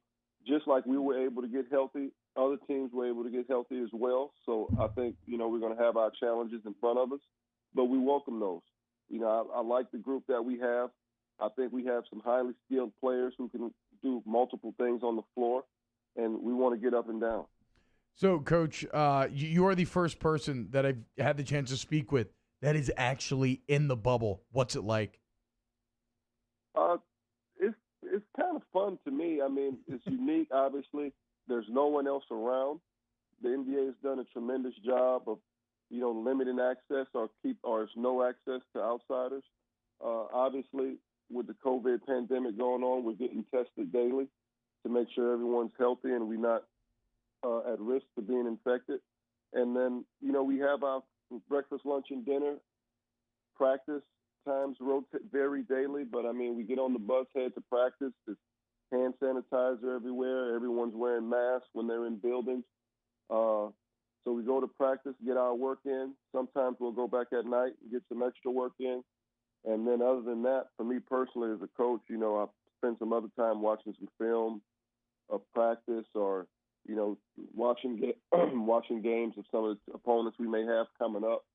But the NBA's done a very good job to make it as comfortable as we can, given that there's no family allowed and things of that nature. Darnell Lazar, if you're from this area, if you're from Baton Rouge, a great representative of our area and our state, as he is a graduate of Woodlawn High School. I believe he graduated in the top 3 in the class back in 2003. He was an all-state letterman for a 4-year run with Woodlawn during 3 state championships, and then a part of the 2006 LSU Final Four, and now player development and assistant coach for the New Orleans Pelicans. It's always great to catch up with you, D-House. Thank you for the time this morning, and we'll be watching. Thank you, man. Thanks for having me, man. I appreciate it. Y'all have a good one. Always. There he is, man. Darnell Lazar, checking in from Orlando this morning, from a former LSU basketball standout to a former LSU football All-American and SEC Player of the Year, former first-round draft pick of the Chicago Bears. Wendell Davis stopping in next here on Off the Bench. Off the Bench with Kalana and T-Bob. Brought to you daily here by Donaldsonville Glass and Body, DGBauto.com. Remember, over at Donaldsonville Glass and Body, conveniently located at 415 Division Street. Stop in and see Mr. Kenny Frederick Jr. and the team over there. They got the free 24-hour towing. Remember, still July here, so throughout the month of July, if you mention Off the Bench, $250 coming off of that deductible on collision repair. And if you need the vehicle moved from the accident site to 415 Division Street, they can help you out. Just mention Off the Bench for that discount on your deductible repair. Go to DonaldsonvilleGlassandBody.com. Collision repair. DonaldsonvilleGlassandBody.com. And if you need collision repair, they're the best, man. Like, I'll put that on anything. The best body shop in the entire state. Your car will look brand new. But it's not just collision repair. I go there for everything because I trust them. They're not going to try to cheat you or overcharge you. Their goal is to just make sure that you're satisfied, because if you are, they know you'll be back. So they treat you the right way. You need inspection sticker, you can get that too. DonaldsonGlassandBody.com, DonaldsonGlassandBody.com. Off the Bench, hanging with Hester and Hanny. After further review and more are all live daily on the 104.5 ESPN Baton Rouge YouTube page. Subscribe now to interact with us inside the live chat. Find highlights for each show's channel and get notified whenever we go live. At All-Star Toyota, you get it all. If you're in the market for an all-new Toyota vehicle, come see our friendly and knowledgeable sales team at All-Star Toyota. Located in Baton Rouge at the corner of Airline and Goodwood, we've been serving our community since 2005 by offering a large selection of new Toyota cars, trucks, and SUVs. Get behind the wheel of your dream car and take a test drive at All-Star Toyota today. To all of our heroes working on the front lines of this COVID-19 pandemic, your bravery and selflessness represent the very best of us, and we want to say thank you. I'm asking everyone around the state to join me in celebrating the heroism of our healthcare professionals on the 19th of every month at 1900 hours, that's 7 p.m. Write a note of appreciation, make plans to donate to charitable organizations, or say a prayer. To learn more, visit 19thanks.org. Thank you, and God bless. Crime has serious consequences, but anyone can make a mistake. If you find yourself in trouble with the law, know that you have rights, and it's okay to demand them. The law offices of O.C. Brown are here to protect you and your rights. Felony or misdemeanor, DUI or drug charge. No matter what crime you're accused of, you still have rights. Let the law offices of O.C. Brown uphold them. Call 225-343-1111. Your law firm for a lifetime. If I built a van, it would do more than haul. It would carry my entire business. I'd make it available in dozens, make not thousands of configurations. It would keep an eye on my fleet. And an eye out for danger. If I built a van, I'd make it available in diesel and gas. And I'd build it right here in South Carolina. Introducing the all-new Sprinter, starting at $33,790. Built in the USA. Mercedes-Benz. Vans. Born to run.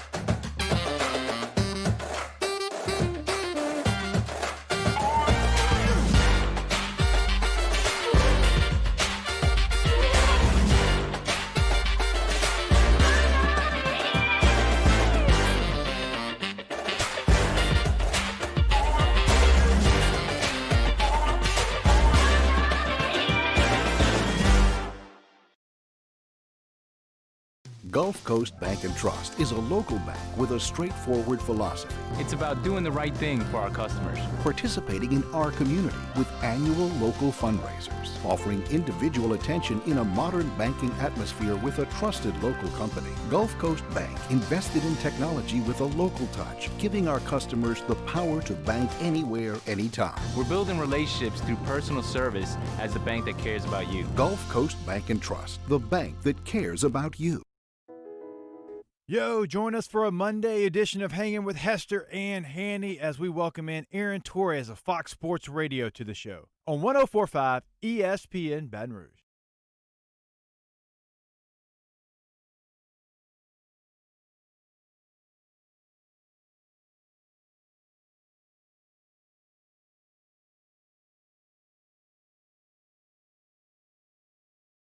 All-Star Toyota presents Off the Bench with Jordy Collada and T-Bob Hebert. ESPN Baton Rouge, New Orleans, They Alexandria. are guaranteed a bid to the Independence Bowl in Shreveport, Louisiana. So if any other incentive is needed, it's here tonight. We have a lot of things going on this evening. Tonight you'll witness two of the greatest pass-catch combinations in the history of college football. Hudson to Davis. Wendell Davis was the wide receiver. That's a young Jordy Hultberg on Tiger Vision.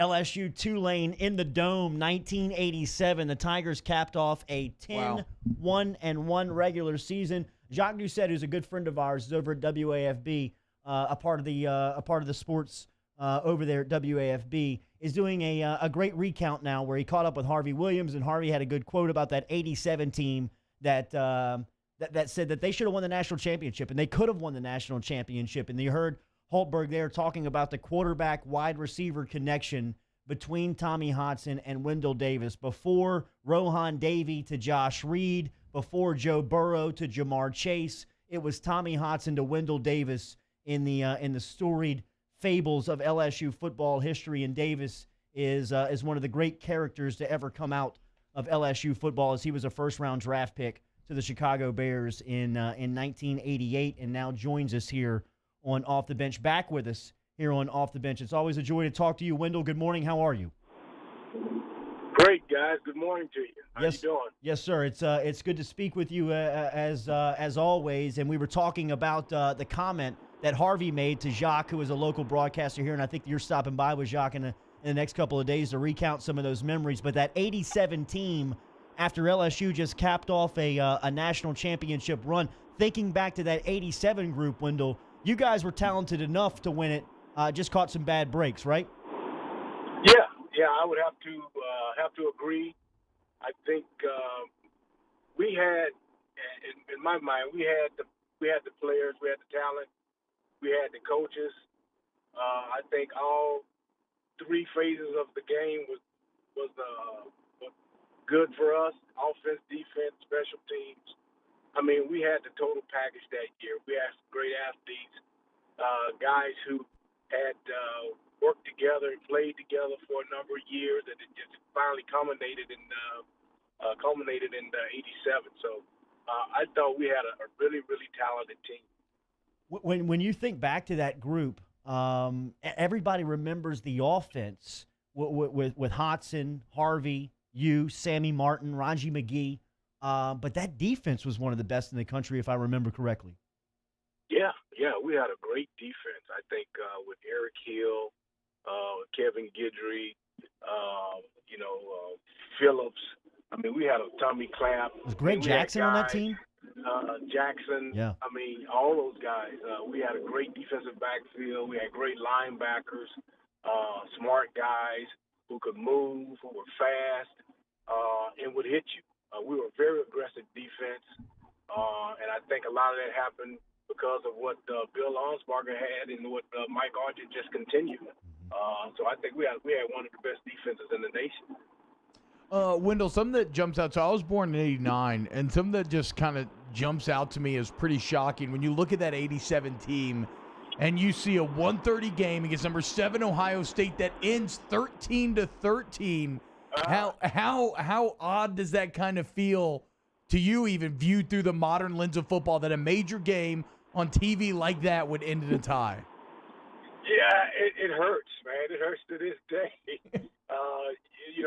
Back then, it was a tie game. It was a tie game. It was over. What? You didn't have overtime. What? I felt the intensity of that game was very powerful. Guys still wanted to play, and we had to end in a tie game. So it was a very, especially for me, it was a very emotional game. Yeah. For a lot of the guys, I think, because it was a back and forth the entire game, and for it to end like that, it just was.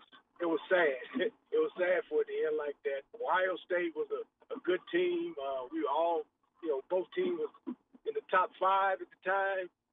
I think people deserve to see a winner or loser that game.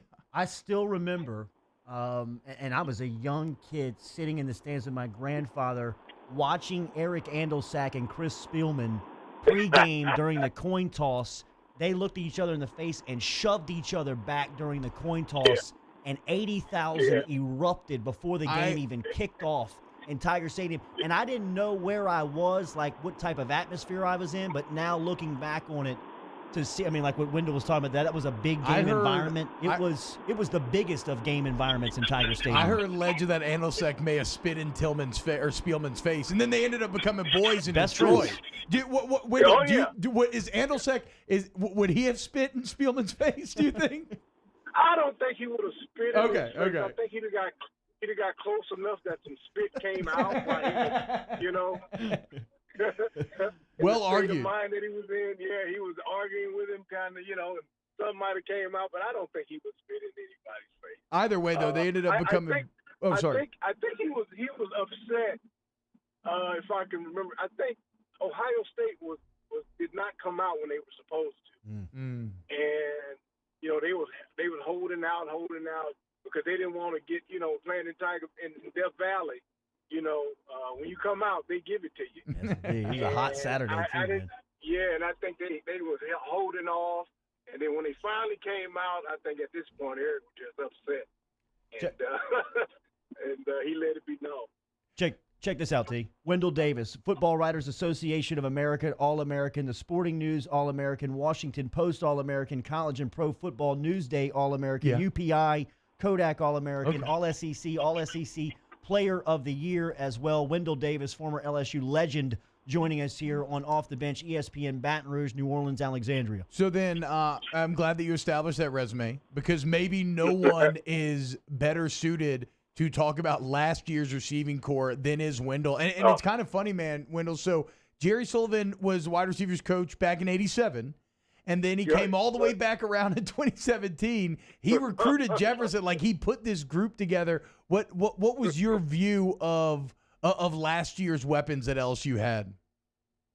Well, it was a beautiful thing to see, especially me playing receiver, to see the mark that those young guys left at LSU, the way they played, the way they performed day in and day out.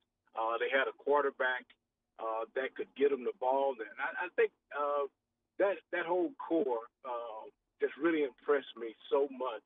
You know, those guys are just – I could never do what they did. They're so big and so strong, man. It was and fast. It was a beautiful thing to see, and I really admire what they did.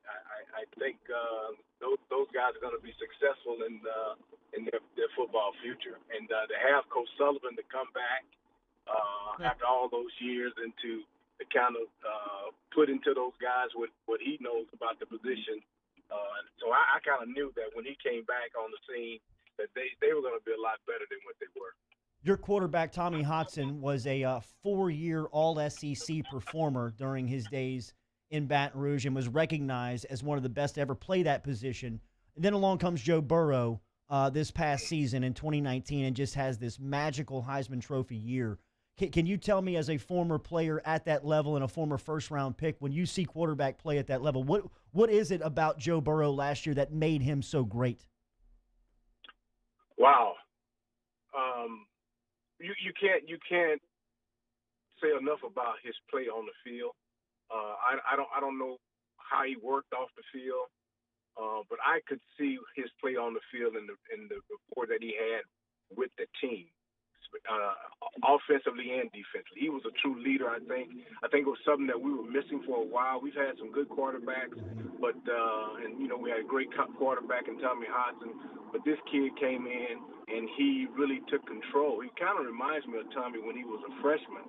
When Tommy came in and really took control, he was kind of thrust up front, but it was through. I had the privilege of working with Tommy in the off season, and I saw how hard he worked at it.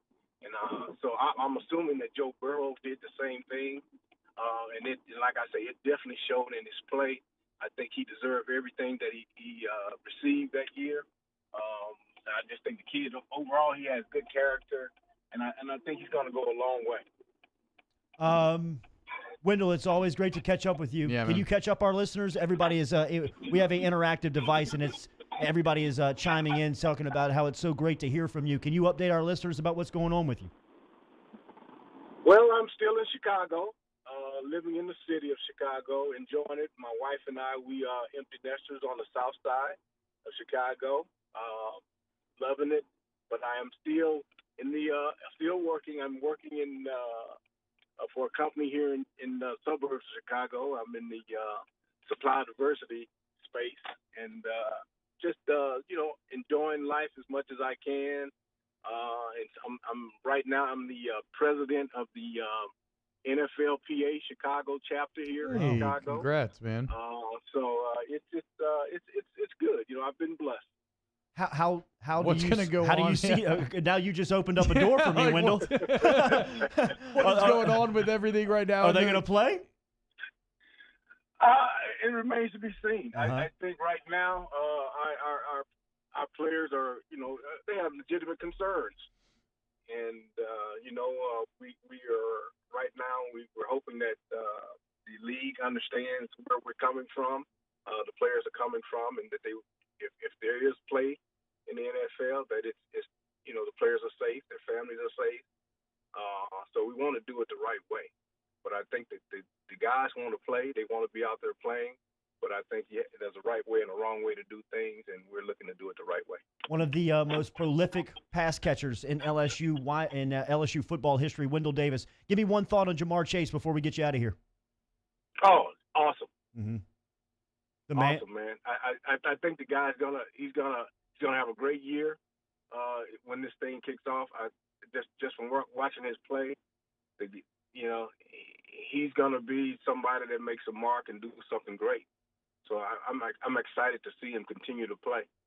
Great to hear from you. Thank you. Thank you for the time this morning. Thank you, guys.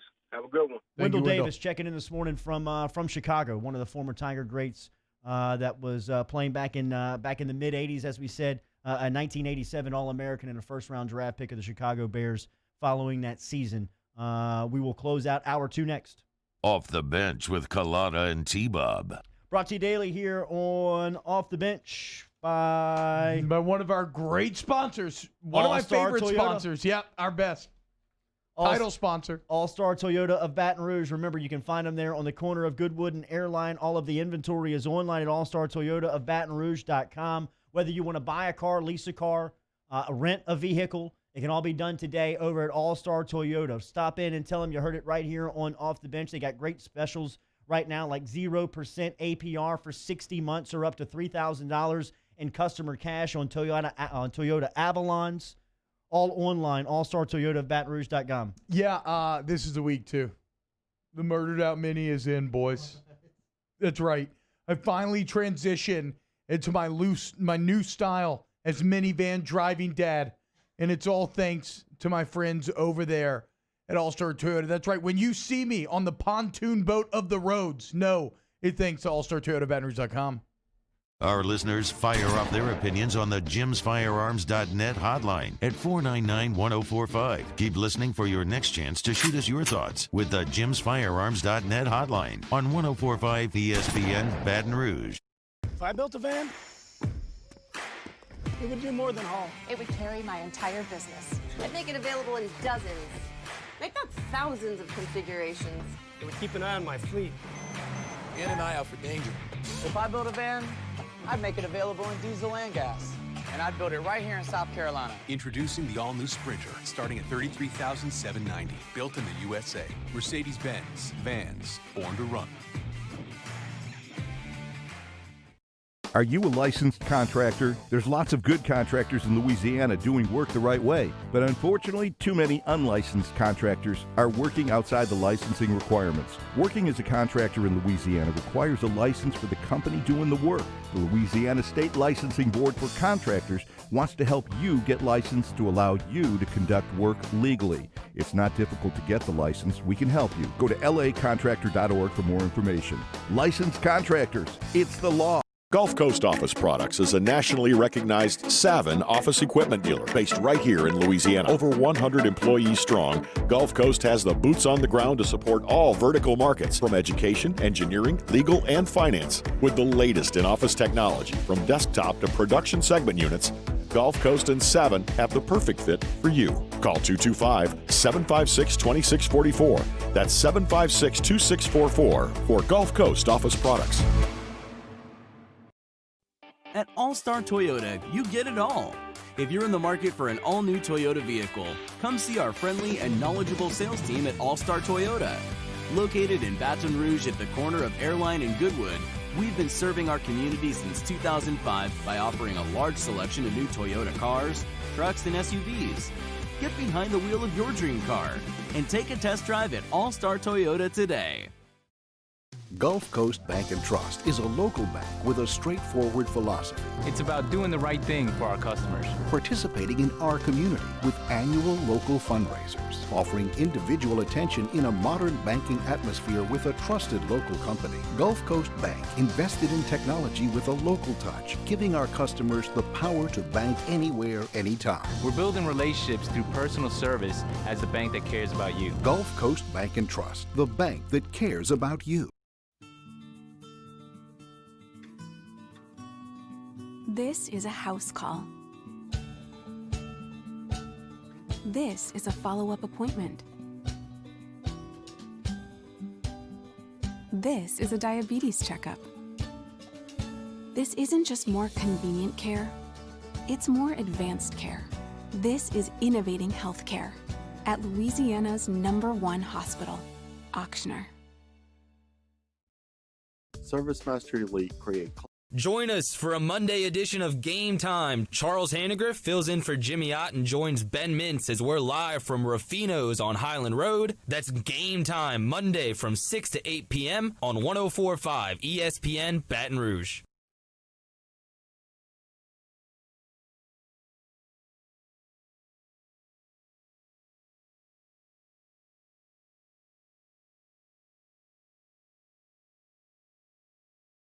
All-Star Toyota presents Off the Bench with Jordy Collada and T-Bob Hebert. ESPN Baton Rouge, New Orleans, Alexandria.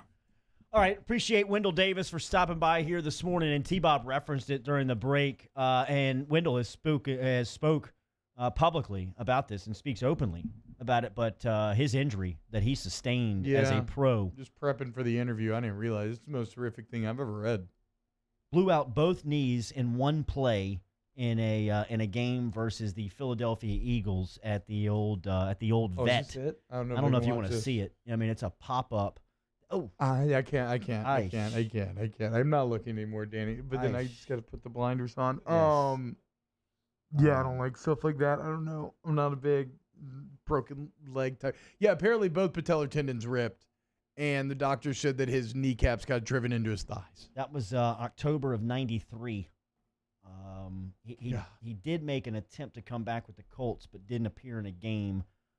He was a wide receivers coach for the San Francisco 49ers under Singletary. Hey, but the Bears still got love for him. Look at our guy, the PA representative for the Chicago Bears. I don't know if you'll meet a better dude. Yeah. Just a better guy as far as somebody out there who is just kind-hearted, soft-spoken, overly caring, and, just happened to be a really good football player that came out of LSU.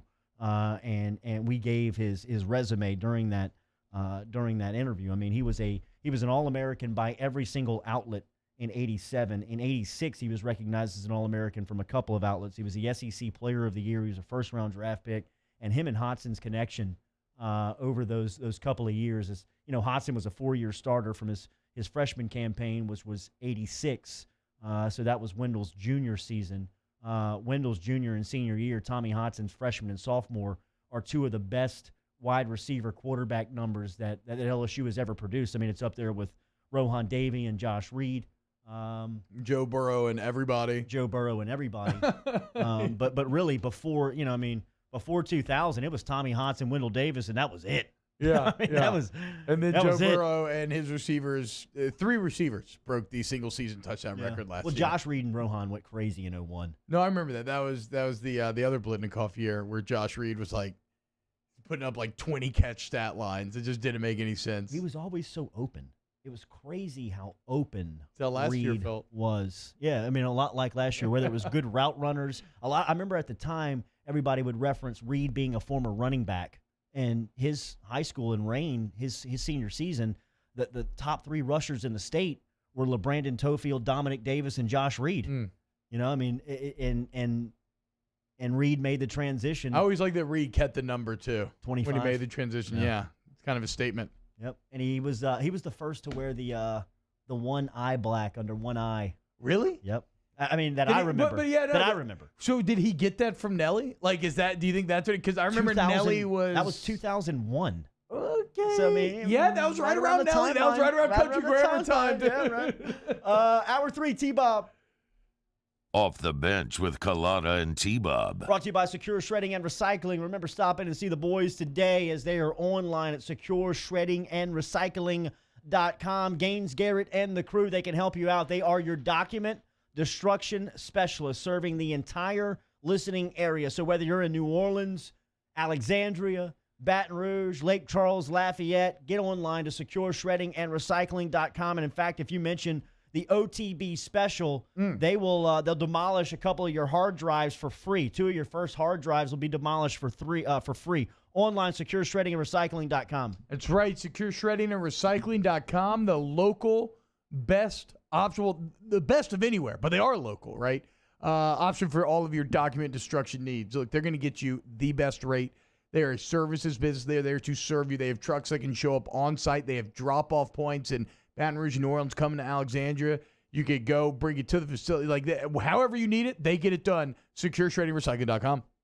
Gulf Coast Office Products is a nationally recognized Savin office equipment dealer based right here in Louisiana. Over 100 employees strong, Gulf Coast has the boots on the ground to support all vertical markets from education, engineering, legal, and finance. With the latest in office technology from desktop to production segment units, Gulf Coast and Savin have the perfect fit for you. Call 225-756-2644. That's 756-2644 for Gulf Coast Office Products. At All-Star Toyota, you get it all. If you're in the market for an all-new Toyota vehicle, come see our friendly and knowledgeable sales team at All-Star Toyota. Located in Baton Rouge at the corner of Airline and Goodwood, we've been serving our community since 2005 by offering a large selection of new Toyota cars, trucks, and SUVs. Get behind the wheel of your dream car and take a test drive at All-Star Toyota today. Gulf Coast Bank and Trust is a local bank with a straightforward philosophy. It's about doing the right thing for our customers. Participating in our community with annual local fundraisers. Offering individual attention in a modern banking atmosphere with a trusted local company. Gulf Coast Bank invested in technology with a local touch, giving our customers the power to bank anywhere, anytime. We're building relationships through personal service as a bank that cares about you. Gulf Coast Bank and Trust, the bank that cares about you. This is a house call. This is a follow-up appointment. This is a diabetes checkup. This isn't just more convenient care, it's more advanced care. This is innovating healthcare at Louisiana's #1 hospital, Ochsner. ServiceMaster Elite create clean, disinfected work environments. As a local business, we take pride in serving the New Orleans and Baton Rouge areas. Our cleaning protocols follow CDC and OSHA standards for healthcare settings, offices, senior living, restaurants, and industrial plants. Contact ServiceMaster Elite to get your operation ready for reopening with germ disinfection cleaning.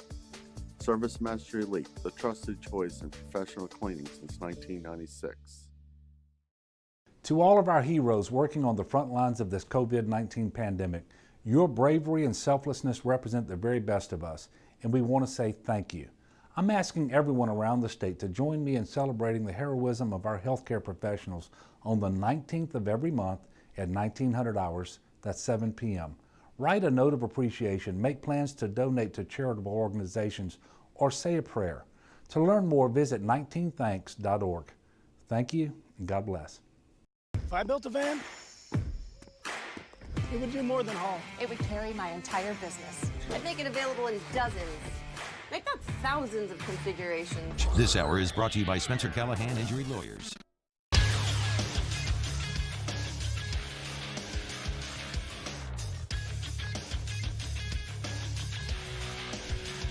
Good morning, everyone. It's 9 a.m. Monday, July the 20th.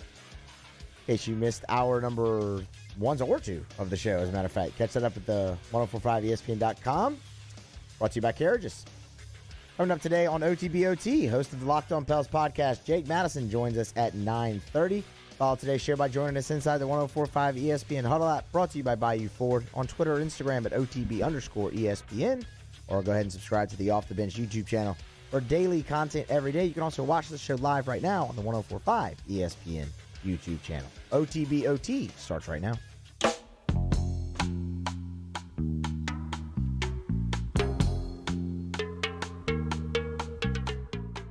All-Star Toyota presents Off the Bench with Jordy Collada and T-Bob Hebert. ESPN Baton Rouge, New Orleans, Alexandria.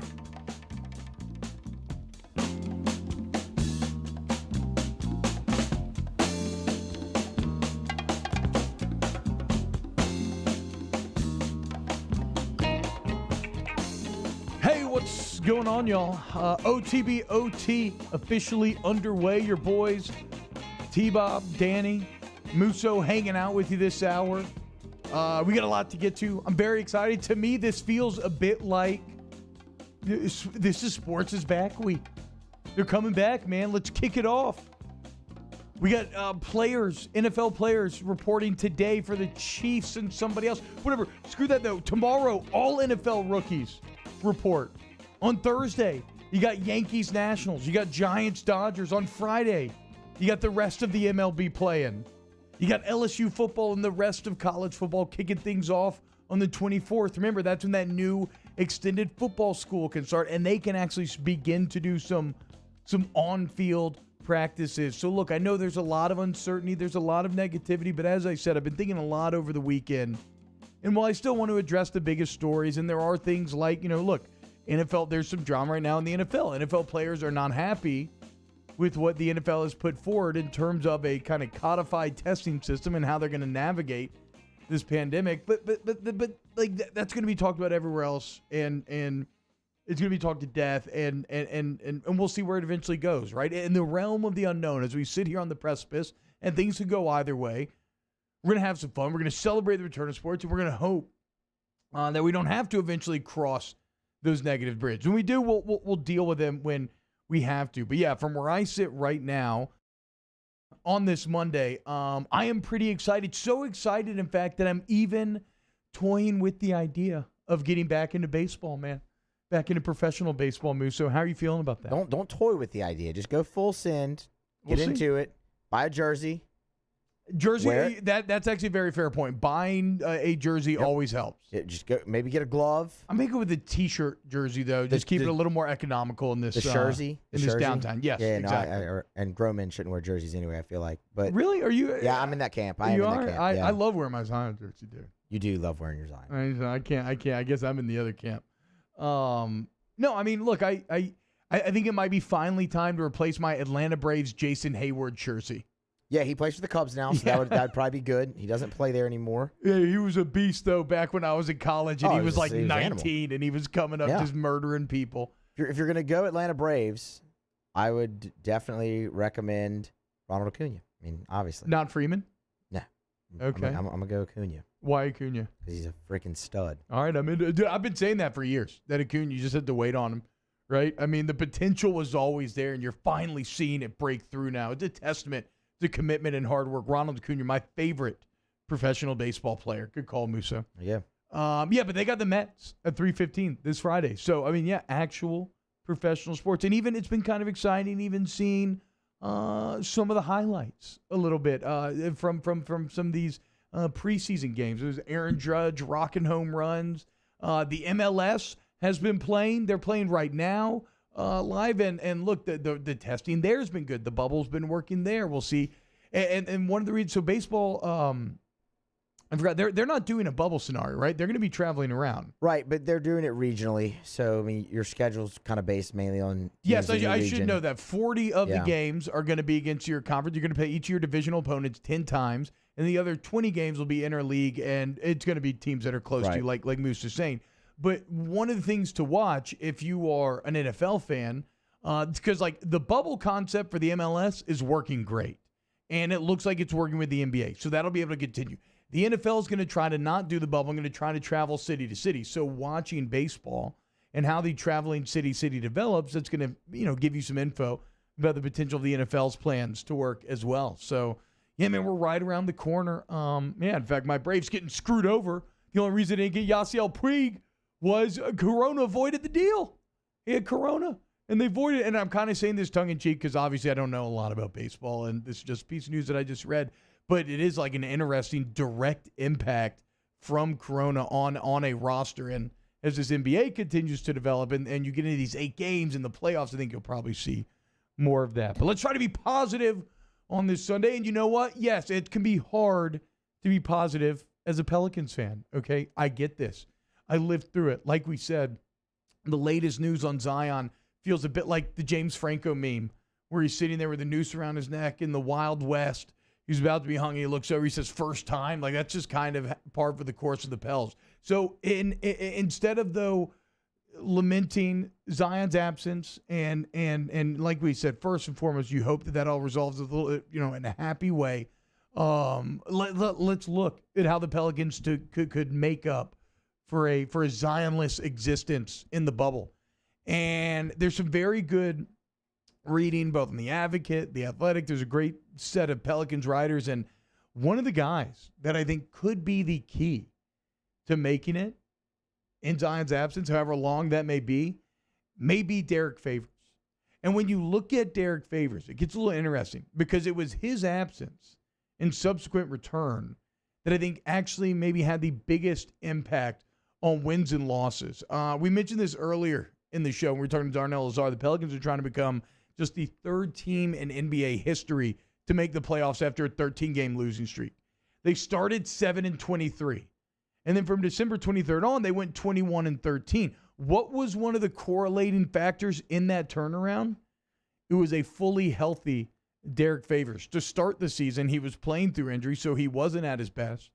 Then, tragically, his mother passed away. He took 2 weeks off, rightfully and understandably so, to mourn the death of his mother. And then when he came back, he seemed to really start to find his role. And the Pelicans started to win again.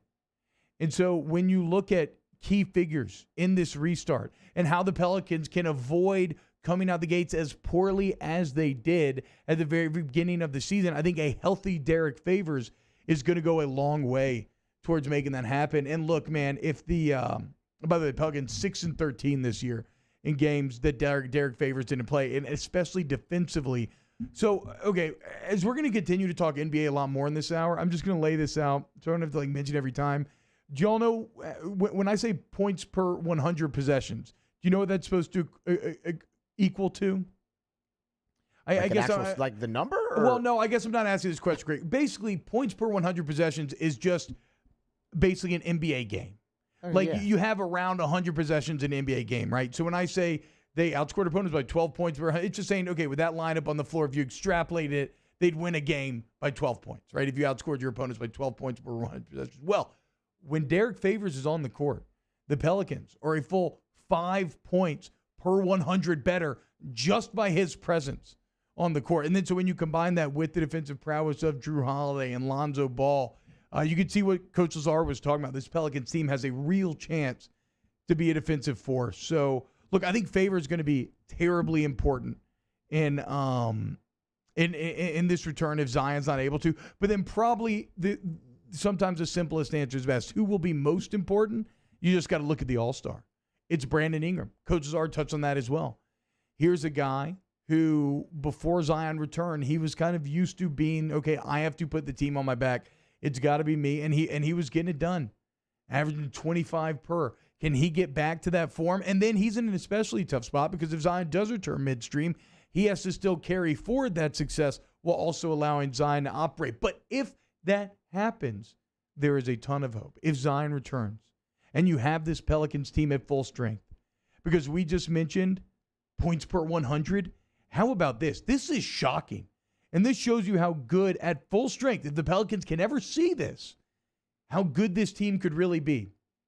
In 17 games this year, in which you had Lonzo, Drew, Brandon Ingram, Zion, and Derek Favors all available, in 17 games, which is a pretty big sample size, they outscored opponents by 26 points per 100 possessions. That is a dominant number. That is a dominant starting line. And that is also, it just reinforces how badly you want Zion Williamson out. So Favors has got to step up. Ingram's got to step up. I mean, really, Drew, Lonzo, the whole team, and J.J. Redick, he said it, man. He said over the weekend, they're going to do that.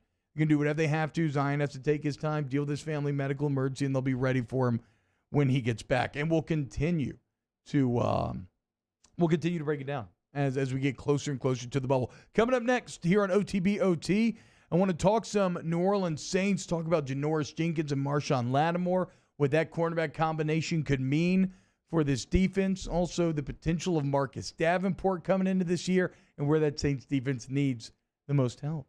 And we got Jake Madison talking Pels later on this hour. So stick around here on OTBOT 104.5, 100.3, 94.7 ESPN. OTBOT. In times of need, get a full list of phone numbers, websites, and other important emergency information on the Demco Stormwatch page at 1045ESPN.com. Do you know the proper way to prevent the spread of COVID-19 in your office? We do. We're Jani-King, a leader in the cleaning industry for over 30 years, and we've developed comprehensive programs to address proper cleaning and disinfection. We have experience in applying disinfecting programs in hospitals, office buildings, schools, and other venues. Now we're ready to help and able to assist customers that need disinfecting services. Jani-King, the king of clean. 104.5 ESPN invites you to take a short quiz for a chance to win a brand new EU1000 generator from our friends at Bozeman Distributors. Simply go to 1045ESPN.com now through August 16th and take the quiz to see how prepared you are for hurricane season. Everyone who takes the quiz is automatically entered to win the generator. Our winner will be chosen on Monday, August 17th. Get prepared for hurricane season from 104.5 ESPN and stay prepared with Bozeman Distributors. I've been doing business with Luba for 25 years. They're dependable, trustworthy. It's just the attention to detail with our clients. Our folks have years and years of experience. They're highly trained professionals. But many companies have that asset. What I'd like to think makes Luba a bit different is that we use those talents in a way that truly is dedicated to serving the needs of the folks who depend on us. Are you a licensed contractor? There's lots of good contractors in Louisiana doing work the right way, but unfortunately, too many unlicensed contractors are working outside the licensing requirements. Working as a contractor in Louisiana requires a license for the company doing the work. The Louisiana State Licensing Board for Contractors wants to help you get licensed to allow you to conduct work legally. It's not difficult to get the license. We can help you. Go to lacontractor.org for more information. Licensed contractors, it's the law. Gulf Coast Office Products is a nationally recognized Savin office equipment dealer based right here in Louisiana. Over 100 employees strong, Gulf Coast has the boots on the ground to support all vertical markets, from education, engineering, legal, and finance. With the latest in office technology, from desktop to production segment units, Gulf Coast and Savin have the perfect fit for you. Call 225-756-2644. That's 756-2644 for Gulf Coast Office Products. At All Star Toyota, you get it all. If you're in the market for an all-new Toyota vehicle, come see our friendly and knowledgeable sales team at All Star Toyota. Located in Baton Rouge at the corner of Airline and Goodwood, we've been serving our community since 2005 by offering a large selection of new Toyota cars, trucks, and SUVs. Get behind the wheel of your dream car and take a test drive at All Star Toyota today. ServiceMaster Elite create clean, disinfected work environments. As a local business, we take pride in serving the New Orleans and Baton Rouge areas. Our cleaning protocols follow CDC and OSHA standards for healthcare settings, offices, senior living, restaurants, and industrial plants. Contact ServiceMaster Elite to get your operation ready for reopening with germ disinfection cleaning. ServiceMaster Elite, the trusted choice in professional cleaning since 1996. To all of our heroes working on the front lines of this COVID-19 pandemic, your bravery and selflessness represent the very best of us, and we want to say thank you. I'm asking everyone around the state to join me in celebrating the heroism of our healthcare professionals on the 19th of every month at 1900 hours, that's 7 p.m. Write a note of appreciation, make plans to donate to charitable organizations, or say a prayer. To learn more, visit 19thanks.org. Thank you, and God bless. Yo, join us for a Monday edition of Hanging with Hester and Hanny as we welcome in Aaron Torres of Fox Sports Radio to the show on 104.5 ESPN Baton Rouge.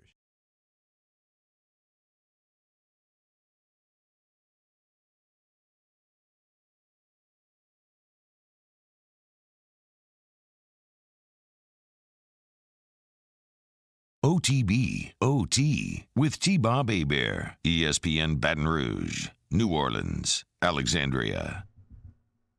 Welcome back, OTB, OT, hour number 3. We're trying to craft a poll question for this hour. I think that what we're kind of leaning towards now is, you know, if you're like me, a lot of people my age have gone through this rhythm with baseball, where you probably grew up a huge Major League Baseball fan. I grew up in Atlanta, so obviously the Braves' success played a key part in that. But, like, you know, maybe you grew up watching them on the Superstation, and so you too grew up as a huge Braves fan. I see that all the time in Louisiana. But there's a good chance that maybe you fell off in the intervening years. I know I certainly did, and every time I've kind of dabbled, it's never got me hooked back. But I wonder, is the lack of sports enough to bring you back in? It's going to be interesting to watch. We'll put that on the poll. William Ivey in the huddle says, I heard a rumor about Zion.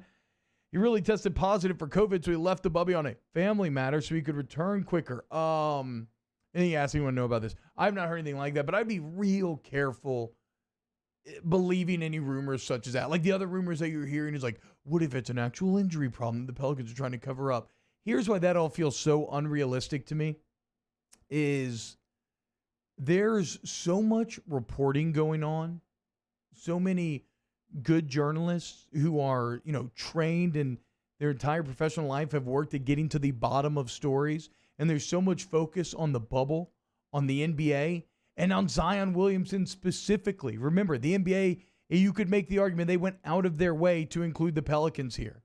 And they went out of their way, certainly if you look at how the TV schedule breaks down, especially on day one, to include Zion Williamson. So with all of that interest, for someone, if this was like some sort of scheme by the Pelicans to cover up an injury or a COVID positive, that would be truly shocking to me. And it just doesn't make any sense because it would get figured out. And then you'd be in massive trouble and it'd be a PR nightmare for everybody. So look, sometimes just the simplest thing is true. And unfortunately, it's just a family medical emergency. And like we said, we hope for the best. But I wanted to talk about the Saints coming into this segment because I was thinking over the weekend, Kat Terrell, more great work on The Athletic. She's breaking things down position by position. I've been thinking a lot about the Saints defensively. Offensively, we know what they're going to be. But when you look at the Saints defensively this year, it looks like they have a piece of the puzzle that they have not had. And I don't know quite how long. I mean, you go all the way back to like Jabari Greer, the time period when you had two corners that you were super happy with. Either way, it's been a long time since you've had two really solid cornerbacks in a Saints uniform. And Marshawn Lattimore's been excellent, but it seems like whoever has been opposite of him just hasn't gotten it done and has become a bit of a punching bag. And then even pre-Lattimore, right, when you look at stuff like running Brandon Browner out there and all the penalties that he incurred, and then Eli Apple last year, who I think was actually a bit better than people think, but still just was not good enough. Well, now the Saints believe that they fixed that with Janoris Jenkins. And Kat Terrell asked a very good question, which is like, how good can Janoris Jenkins and Marshawn Lattimore be? And Jenkins is such an interesting case because when you look at the raw numbers, you do get a little surprised. Like, okay, why did the Giants let this guy go? In 13 games last year with the Giants, just 13 games, he had 4 picks, 14 pass deflections, and 54 tackles. Like, that's a really good stat line. It's a definite upgrade over Eli Apple. And then you come to find out, look, maybe there were some locker room issues, et cetera, et cetera. But I like the Saints' ability, like the Patriots, to kind of bring in people who maybe have had a little drama in their past and get them to buy in to the locker room. I think that comes from great leadership. And when you look at the quality of the Saints roster from a leadership perspective, be that Drew Brees, Demario Davis, Cam Jordan, like they have leaders for days. And it seemed like last year Jenkins really clicked. So if he does click and you don't have to deal with any of that off the field stuff, then all of a sudden you have two corners that feel very good about going one-on-one. And why that becomes so important is that frees you up defensively. It frees up Dennis Allen to be hyper-aggressive. I mean, when you think about it, you can start dictating terms to the offense instead of having them dictated to you. Instead of worrying about, okay, well, I'd like to get more aggressive and I would like to blitz here, but we have to be worried about covering up our most glaring weakness. If you throw that out the window, all of a sudden you can take on a bit more risk. And it's all the cliches that you see in every aspect of your life. It's the risk versus reward balance there. And the Saints now, with these two great corners, they can be more risky, which in theory would lead to greater rewards eventually. And it's not going to work out every time. You're going to get burned sometimes, but on the whole, I think this is a huge upgrade. And when you look at corner now, I think it's a position of strength for the Saints, at least the starting. I think they still have major depth questions, right? When you look past that, because P.J. Williams, Patrick Robinson, I just don't fully know what their role is. In the modern NFL, too, you're rarely just playing two corners, right? A lot of times you are playing nickel. So who could potentially play that slot corner? Initially, I think I would have answered P.J. Williams or Patrick Robinson. I mean, that's why you brought P-Rob in a couple of years ago, but it seems like they're kind of losing out now because we're entering the era of positionless football, at least in this defensive secondary, where cornerback, safety, I guess I should say, slot corner and safety are becoming a bit interchangeable. And that slot corner position is kind of developing into a bit of a hybrid type of role. And so because of that, I think you have to look at C.J. Gardner-Johnson maybe being the favorite to play that position. Also, don't forget, you got the XFL leader in interceptions, Dietrich Nichols, And so he becomes interesting there. And so when you look between Lattimore, Jenkins, and then whoever ends up winning that slot corner position, which could be, and like I said, if nothing else, at least there in P.J. Williams, P-Rob, Nichols, and Gardner Johnson, you have enough guys to throw against the wall that whoever sticks, could end up being pretty good. But all of a sudden, you have a Saints defense that looks very strong on the defensive line, especially if Sheldon Rankins can get back to his highest form that he was at before he tore his Achilles. Well, then you got Sheldon Rankins, you got David Onyemata, you got Marcus Davenport and Cam Jordan on the edges, Trey Hendrickson, who's a pretty consistent pass rusher, backing him up. Maybe you still add to it with a Griffin or a Clowney. We'll wait and continue to watch those situations develop. And how about Marcus Davenport? Speaking of guys that could get themselves paid, look at what Myles Garrett just got paid. You want $100 million, Davenport? The path is there. Now, you just have to stay healthy, and you have to be able to produce a bit more than you have been. He's just been knocking on the door, but it seems like some injury or something keeps holding him back every time he's ready to break through. Well, this year, next year, if he gets double-digit sacks close to it, he'll be due a Myles Garrett type of payday.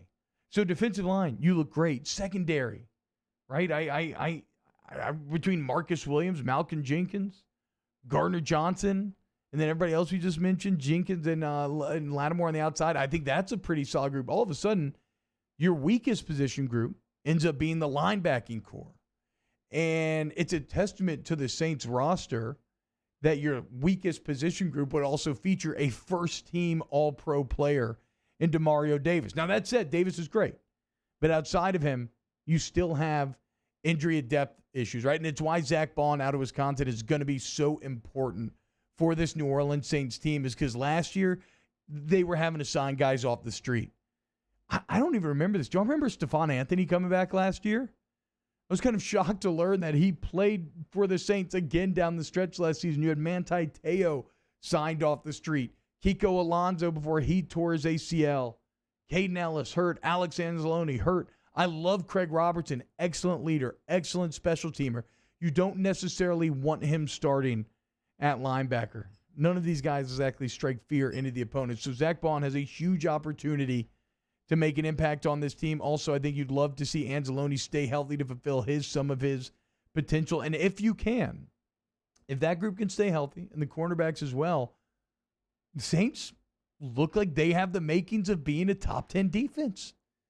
And then you combine that with an offense that, like we've said, has entered a whole is greater than the sum of its parts type of scenario where an Emmanuel Sanders signing, well, that's pretty good for anybody on the surface. It's even better for the Saints because of the ways that they stress you. The same way that LSU last year could just run 11 personnel and put those guys in any formation with Clyde and Moss and the big three receivers, the Saints can do something very similar this year when you have Mike Thomas and Emmanuel Sanders on the outside. And then you have Alvin Kamara as your playmaker in the backfield. You have Jared Cook, who Madden just rated as, was he in the top 5 or top 7? We'll have to look it up. Jared Cook had a really good rating. But anyway, then you have Jared Cook at tight end. Like, how do you commit to stopping that offense, especially when Drew Brees is the one computing everything, analyzing everything, and figuring out where to go with the ball? And all this does, when you look at this roster right now and you think about Jenkins and Lattimore and everything else, it just constantly reminds you what a solid group the Saints have put together this year and what an important year it is for the Saints. COVID, no COVID, fans, no fans, whatever. Everything the Saints have been doing, everything Sean Payton and Drew Brees have been doing for the last 15 years has been leading to this moment ever since the Bounty Gate suspension and the decline, the 7 and 9 years, some really poor drafting. All of that negativity was used as harsh lessons learned. And that front office flipped the script. They started drafting incredible. They started making better, more frugal, more efficient free agent signing decisions. And they recommitted to protecting Drew Brees, to building around him. And instead of asking him to just make up for everything, they gave him some weapons. And now when you look, I think you're as well suited to win the Super Bowl as any team in the NFL, if not the outright favorite to win the Super Bowl. And if they're going to do that, a lot of it will require on that will land on that cornerback position. Can Janoris Jenkins step up and be that consistent cornerback opposite of Marshawn Lattimore, because if he can, you have two guys that can go one-on-one, you free up that defense, and you could be talking about a Saints team that has a top 10 defense and a top 10 offense in the NFL. So exciting times for the black and gold. Coming up next, though, we'll keep it New Orleans as we welcome in my guy from the Locked On Pels Daily Podcast, Jake Madison at NOLA Jake on Twitter. We'll ask him about the Pels' return to play, who he feels most confident about in a Zion-less Pelicans team, and much, much more. So stick around here at OTBOT, 104.5, 100.3, and 94.7 ESPN. OTB OT. We opened up the playbook and expanded our coverage. Listen daily in high definition on 98.1 HD2. We are 104.5 ESPN Baton Rouge. Gulf Coast Bank and Trust is a local bank with a straightforward philosophy. It's about doing the right thing for our customers. Participating in our community with annual local fundraisers, offering individual attention in a modern banking atmosphere with a trusted local company. Gulf Coast Bank invested in technology with a local touch, giving our customers the power to bank anywhere, anytime. We're building relationships through personal service as the bank that cares about you. Gulf Coast Bank and Trust, the bank that cares about you. This is a house call. This is a follow-up appointment. This is a diabetes checkup. This isn't just more convenient care, it's more advanced care. This is innovating healthcare at Louisiana's #1 hospital, Ochsner. If I built a van, it would do more than haul. It would carry my entire business. I'd make it available in dozens. Make that thousands of configurations. It would keep an eye on my fleet. And an eye out for danger. If I built a van, I'd make it available in diesel and gas. And I'd build it right here in South Carolina. Introducing the all-new Sprinter, starting at $33,790. Built in the USA. Mercedes-Benz. Vans. Born to run. Crime has serious consequences, but anyone can make a mistake. If you find yourself in trouble with the law, know that you have rights, and it's okay to demand them. The law offices of O.C. Brown are here to protect you and your rights. Felony or misdemeanor, DUI or drug charge. No matter what crime you're accused of, you still have rights. Let the law offices of O.C. Brown uphold them. Call 225-343-1111. Your law firm for a lifetime. I've been doing business with Luba for 25 years. They're dependable, trustworthy. It's just the attention to detail with our clients. Our folks have years and years of experience. They're highly trained professionals, but many companies have that asset. What I'd like to think makes Luba a bit different is that we use those talents in a way that truly is dedicated to serving the needs of the folks who depend on us. Are you a licensed contractor? There's lots of good contractors in Louisiana doing work the right way, but unfortunately, too many unlicensed contractors are working outside the licensing requirements. Working as a contractor in Louisiana requires a license for the company doing the work. The Louisiana State Licensing Board for Contractors wants to help you get licensed to allow you to conduct work legally. It's not difficult to get the license. We can help you. Go to lacontractor.org for more information. Licensed contractors, it's the law. Gulf Coast Office Products is a nationally recognized Savin office equipment dealer based right here in Louisiana. Over 100 employees strong, Gulf Coast has the boots on the ground to support all vertical markets, from education, engineering, legal, and finance. With the latest in office technology, from desktop to production segment units, Gulf Coast and Savin have the perfect fit for you. Call 225-756-2644. That's 756-2644 for Gulf Coast Office Products. At All Star Toyota, you get it all. If you're in the market for an all-new Toyota vehicle, come see our friendly and knowledgeable sales team at All Star Toyota. Located in Baton Rouge at the corner of Airline and Goodwood, we've been serving our community since 2005 by offering a large selection of new Toyota cars, trucks, and SUVs. Get behind the wheel of your dream car and take a test drive at All Star Toyota today. Join us for a Monday edition of Game Time. Charles Hannegriff fills in for Jimmy Ott and joins Ben Mintz as we're live from Rufino's on Highland Road. That's Game Time, Monday from 6 to 8 p.m. on 104.5 ESPN Baton Rouge.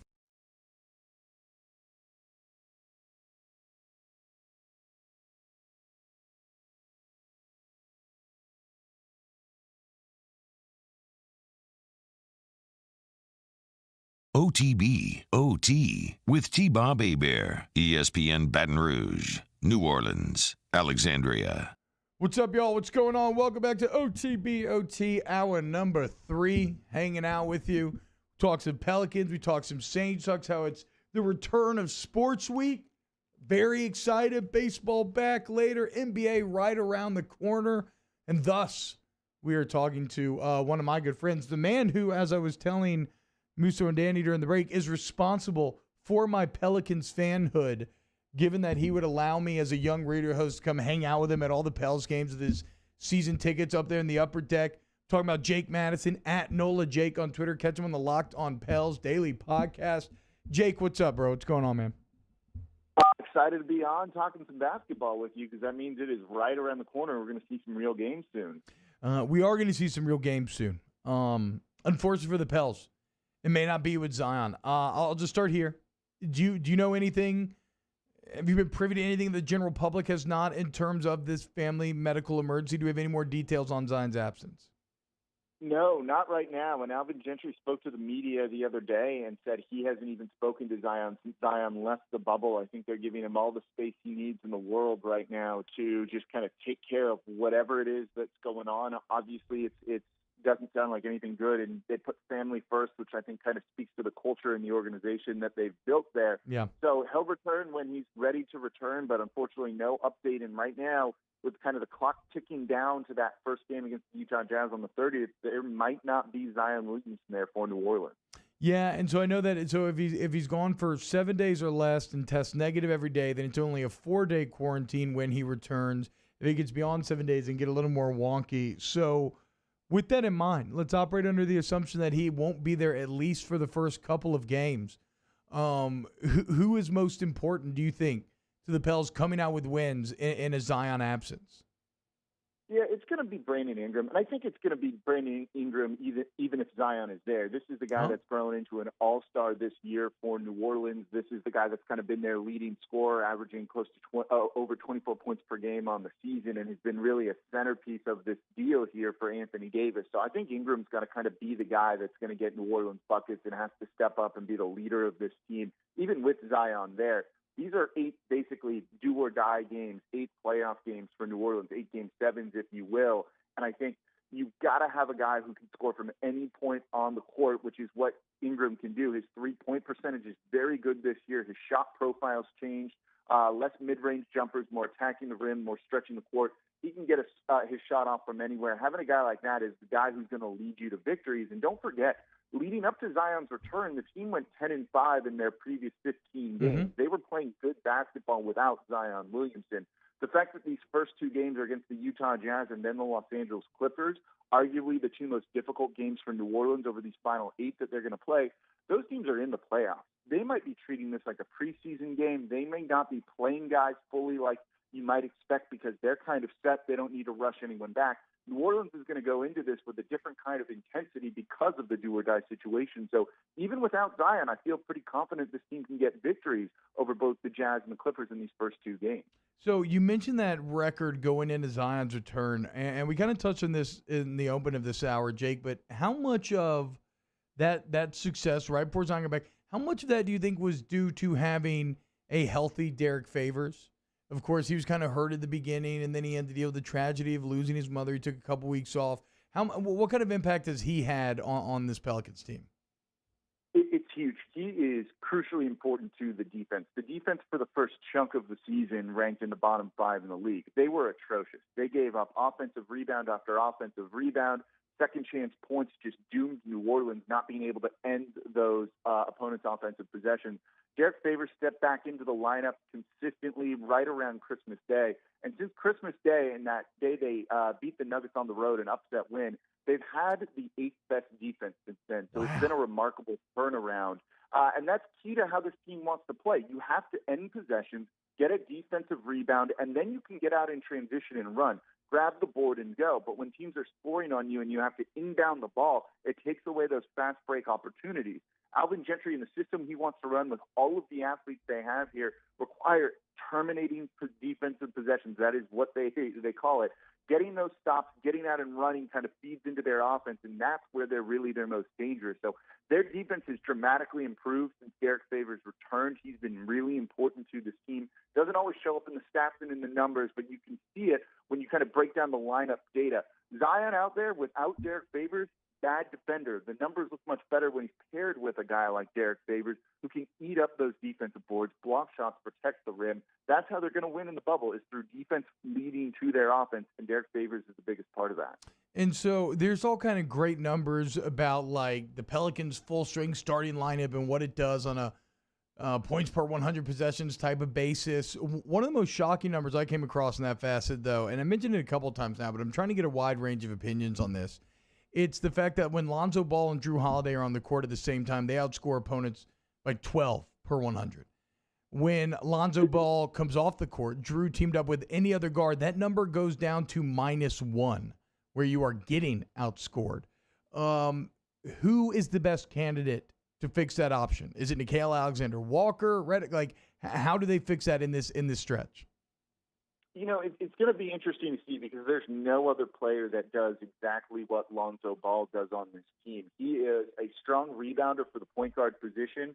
I think grabbing right around 5 or so per game. He can then get that board, go out and run. He makes great passes in transition, anticipating where guys are going to be. We've seen his full court lobs to Zion multiple times this year. No other pairing in the league has more than one of those, and this team has 3, I think. That kind of tells you what he does in this offense and how good he is. And he's also a good enough defender. I don't think he's elite. He's not nearly on Drew Holiday's level, but he has good size. He has decent strength, and he's not a bad defender in that position. That's important when we talk about the defense and how that leads into everything. There's no other guy that really kind of fills that role for this team. I think, you know, you look at maybe a guy like E'Twaun Moore who has some positional versatility with it. That's a guy that the players love that fills a lot of different gaps. But there's no real true backup point guard on this roster. They've tried it with Frank Jackson. It hasn't really worked out. Nickeil Alexander-Walker hasn't really stepped into that role as much as we would have liked to, but he's the 17th overall pick. He's a rookie. We shouldn't really expect him to fill that role right away. So finding a way to manage this rotation is going to be really interesting for Alvin Gentry and the coaching staff in the bubble. They've kind of said that no guy's going to play more than 30 minutes to start the game. So all of a sudden you're still 10 to 16 more minutes throughout the course of the game with different lineups, different rotations, different players. That's where we're going to see in the scrimmage game coming up on Wednesday. What I'm most looking forward to seeing is what are the combinations of guys they're running? What does the rotation look like?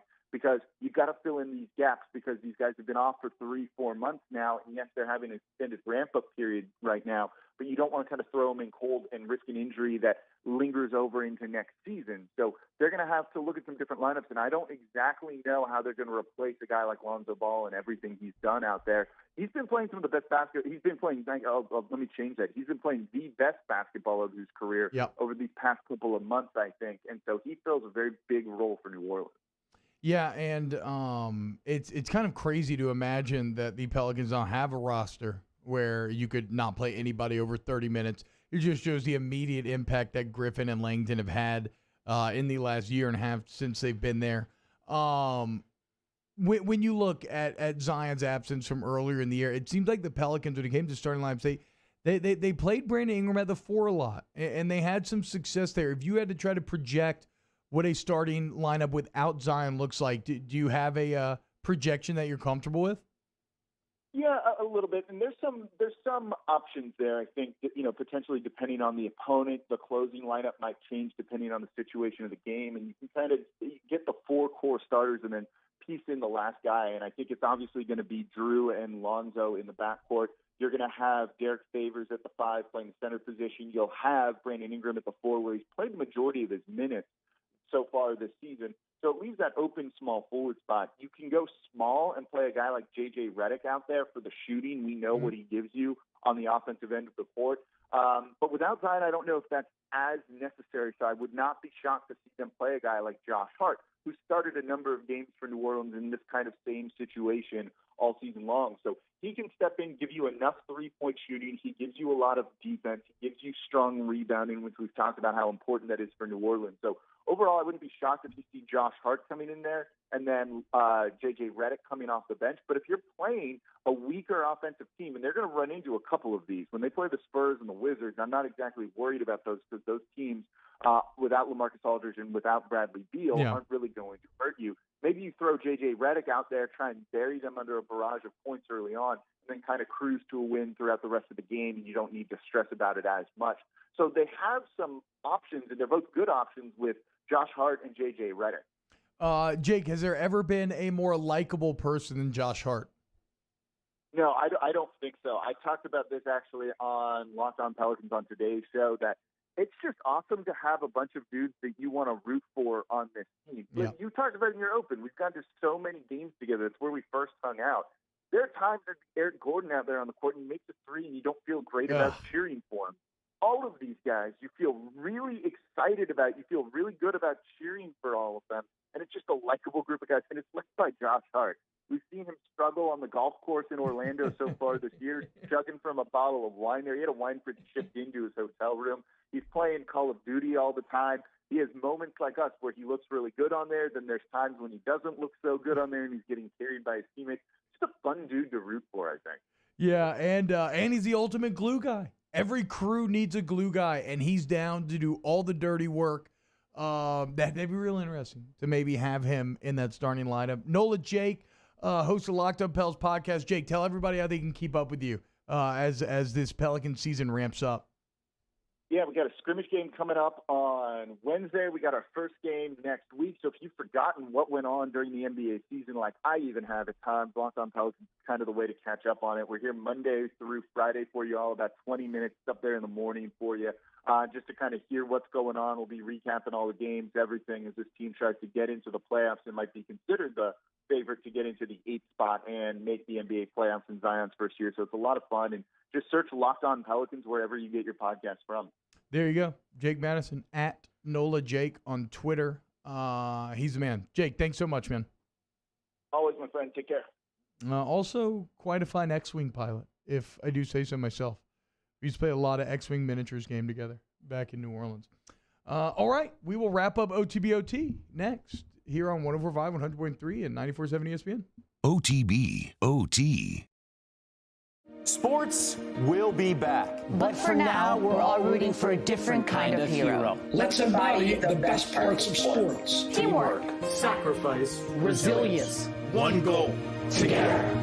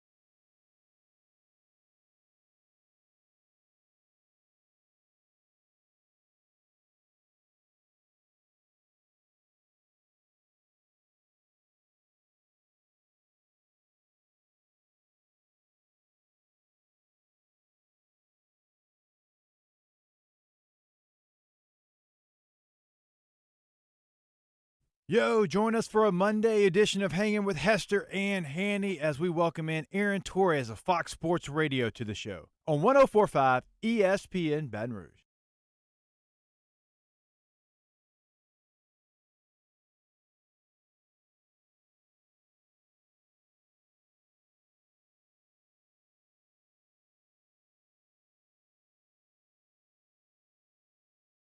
OTB, OT, with T-Bob Hebert, ESPN Baton Rouge, New Orleans, Alexandria. Welcome back, OTB, OT, 104.5, 100.3, 94.7 in Alexandria. You like that? Thank you to everybody who got involved in today's show. Ton of fun. I'm just in a very good mood this Monday. I hope it lasts through the week. Hopefully no bad news comes down. I'm feeling very optimistic about the return of sports, or I guess I'm choosing to be optimistic because as we sit on a precipice between, it happening or not happening, I think right now you can kind of determine, you can choose how you want your attitude to be. And so, we're going to operate like it's going down. Coach O's definitely banging that college football drum, which is, I touched on it earlier just for a second. It's an interesting tact by Orgeron and LSU. It seems like he is kind of positioning himself. When you look at the Marty McGee from this weekend, and then they were already talking about and Get Up, it seems like he's kind of positioned himself as like, we need college football. And I get it, because we've talked about it. Economically, Louisiana absolutely does, especially Baton Rouge. Hell, we do in this room. And so I certainly get it from that perspective, but that will be a message that's kind of at odds with a lot of national pundits and voices, and so I'm going to be interested to see what the reaction publicly is to it. But yeah, let's hope that it worked out. William Ivey says, "Hey T-Bob, what's the likelihood of the Pels making the playoffs without Zion, and what's the likelihood of Zion coming back?" I have no idea about Zion coming back. It sounds like it's serious when you talk to anybody, even just speaking with Jake now, and the fact that Alvin Gentry hasn't even talked to Zion since he left the bubble speaks to somebody who may be dealing with some very intense personal things. So I have no idea when or if Zion could back. The only thing I do know is if it's within 7 days and he tested negative every day he was out the bubble, then he doesn't have a 10-day quarantine when he returns. He only has a 4-day quarantine. So that could potentially inform you as it's a 20th game start on the 30th, right? I want to say. So we are 10 days away. So yeah, clock is ticking a bit. Likelihood of them making it without Zion? Maybe like 50-50, or maybe even a little under that. I think right now they're probably about 60-40 odds-on favorites to make it. When you look, they have Jazz Clippers to start, but then they have all teams with losing records, and as Jake alluded to, a couple of garbage teams at that. And to be clear, I'm counting making it as making the play-in. So maybe that's also where I'm a bit off.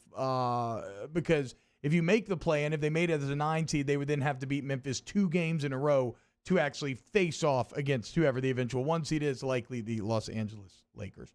How's the weekend, though, boys? Bachelor party good? It was good. It was a good time. Yeah? A lot of drinks, a lot of laughs. You hit them straight? Hit them okay. It was a 6-hour round of golf because the course was packed. The boys having fun. The course was packed, and it wasn't just small groups. It was like threesomes, foursomes, a couple fivesomes out there. Yeah. Took a while, and it was hot, but it was a good day. You just got to drink your way through the heat. Yeah, well, I only had 2 beers because it made me even hotter after that. So, oh, wow. Yeah, I cut only 2 beers in a 6-hour golf game? Yeah, I cut it down after 2. I was like, because I started getting liquor or anything. No, I was dehydrated from the night before because we didn't go to bed till 2 a.m. Yeah. And I was just like, you know what? I just want water. So damn, it's 105 degrees out here. I don't need Bud Light at the moment. What about you, Danny? How's your weekend, bro? Pretty good. Just chilled in NOLA. Didn't do too much because everything closed down. Yeah, just like hung out with girls, I'm sure. Essentially, as Danny does. I had a great weekend. Thanks for asking, you. Fishing. Yeah, dude. No, and I'm not the biggest fisherman, but I had the best time. Shout out Chuck, taking us out there at Port Fourchon, and we limited out on red snapper, which was great. Ooh. Got a big cobia, which is great.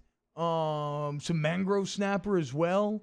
But in a not so good turn, I have my first one that got away type of fishing moment.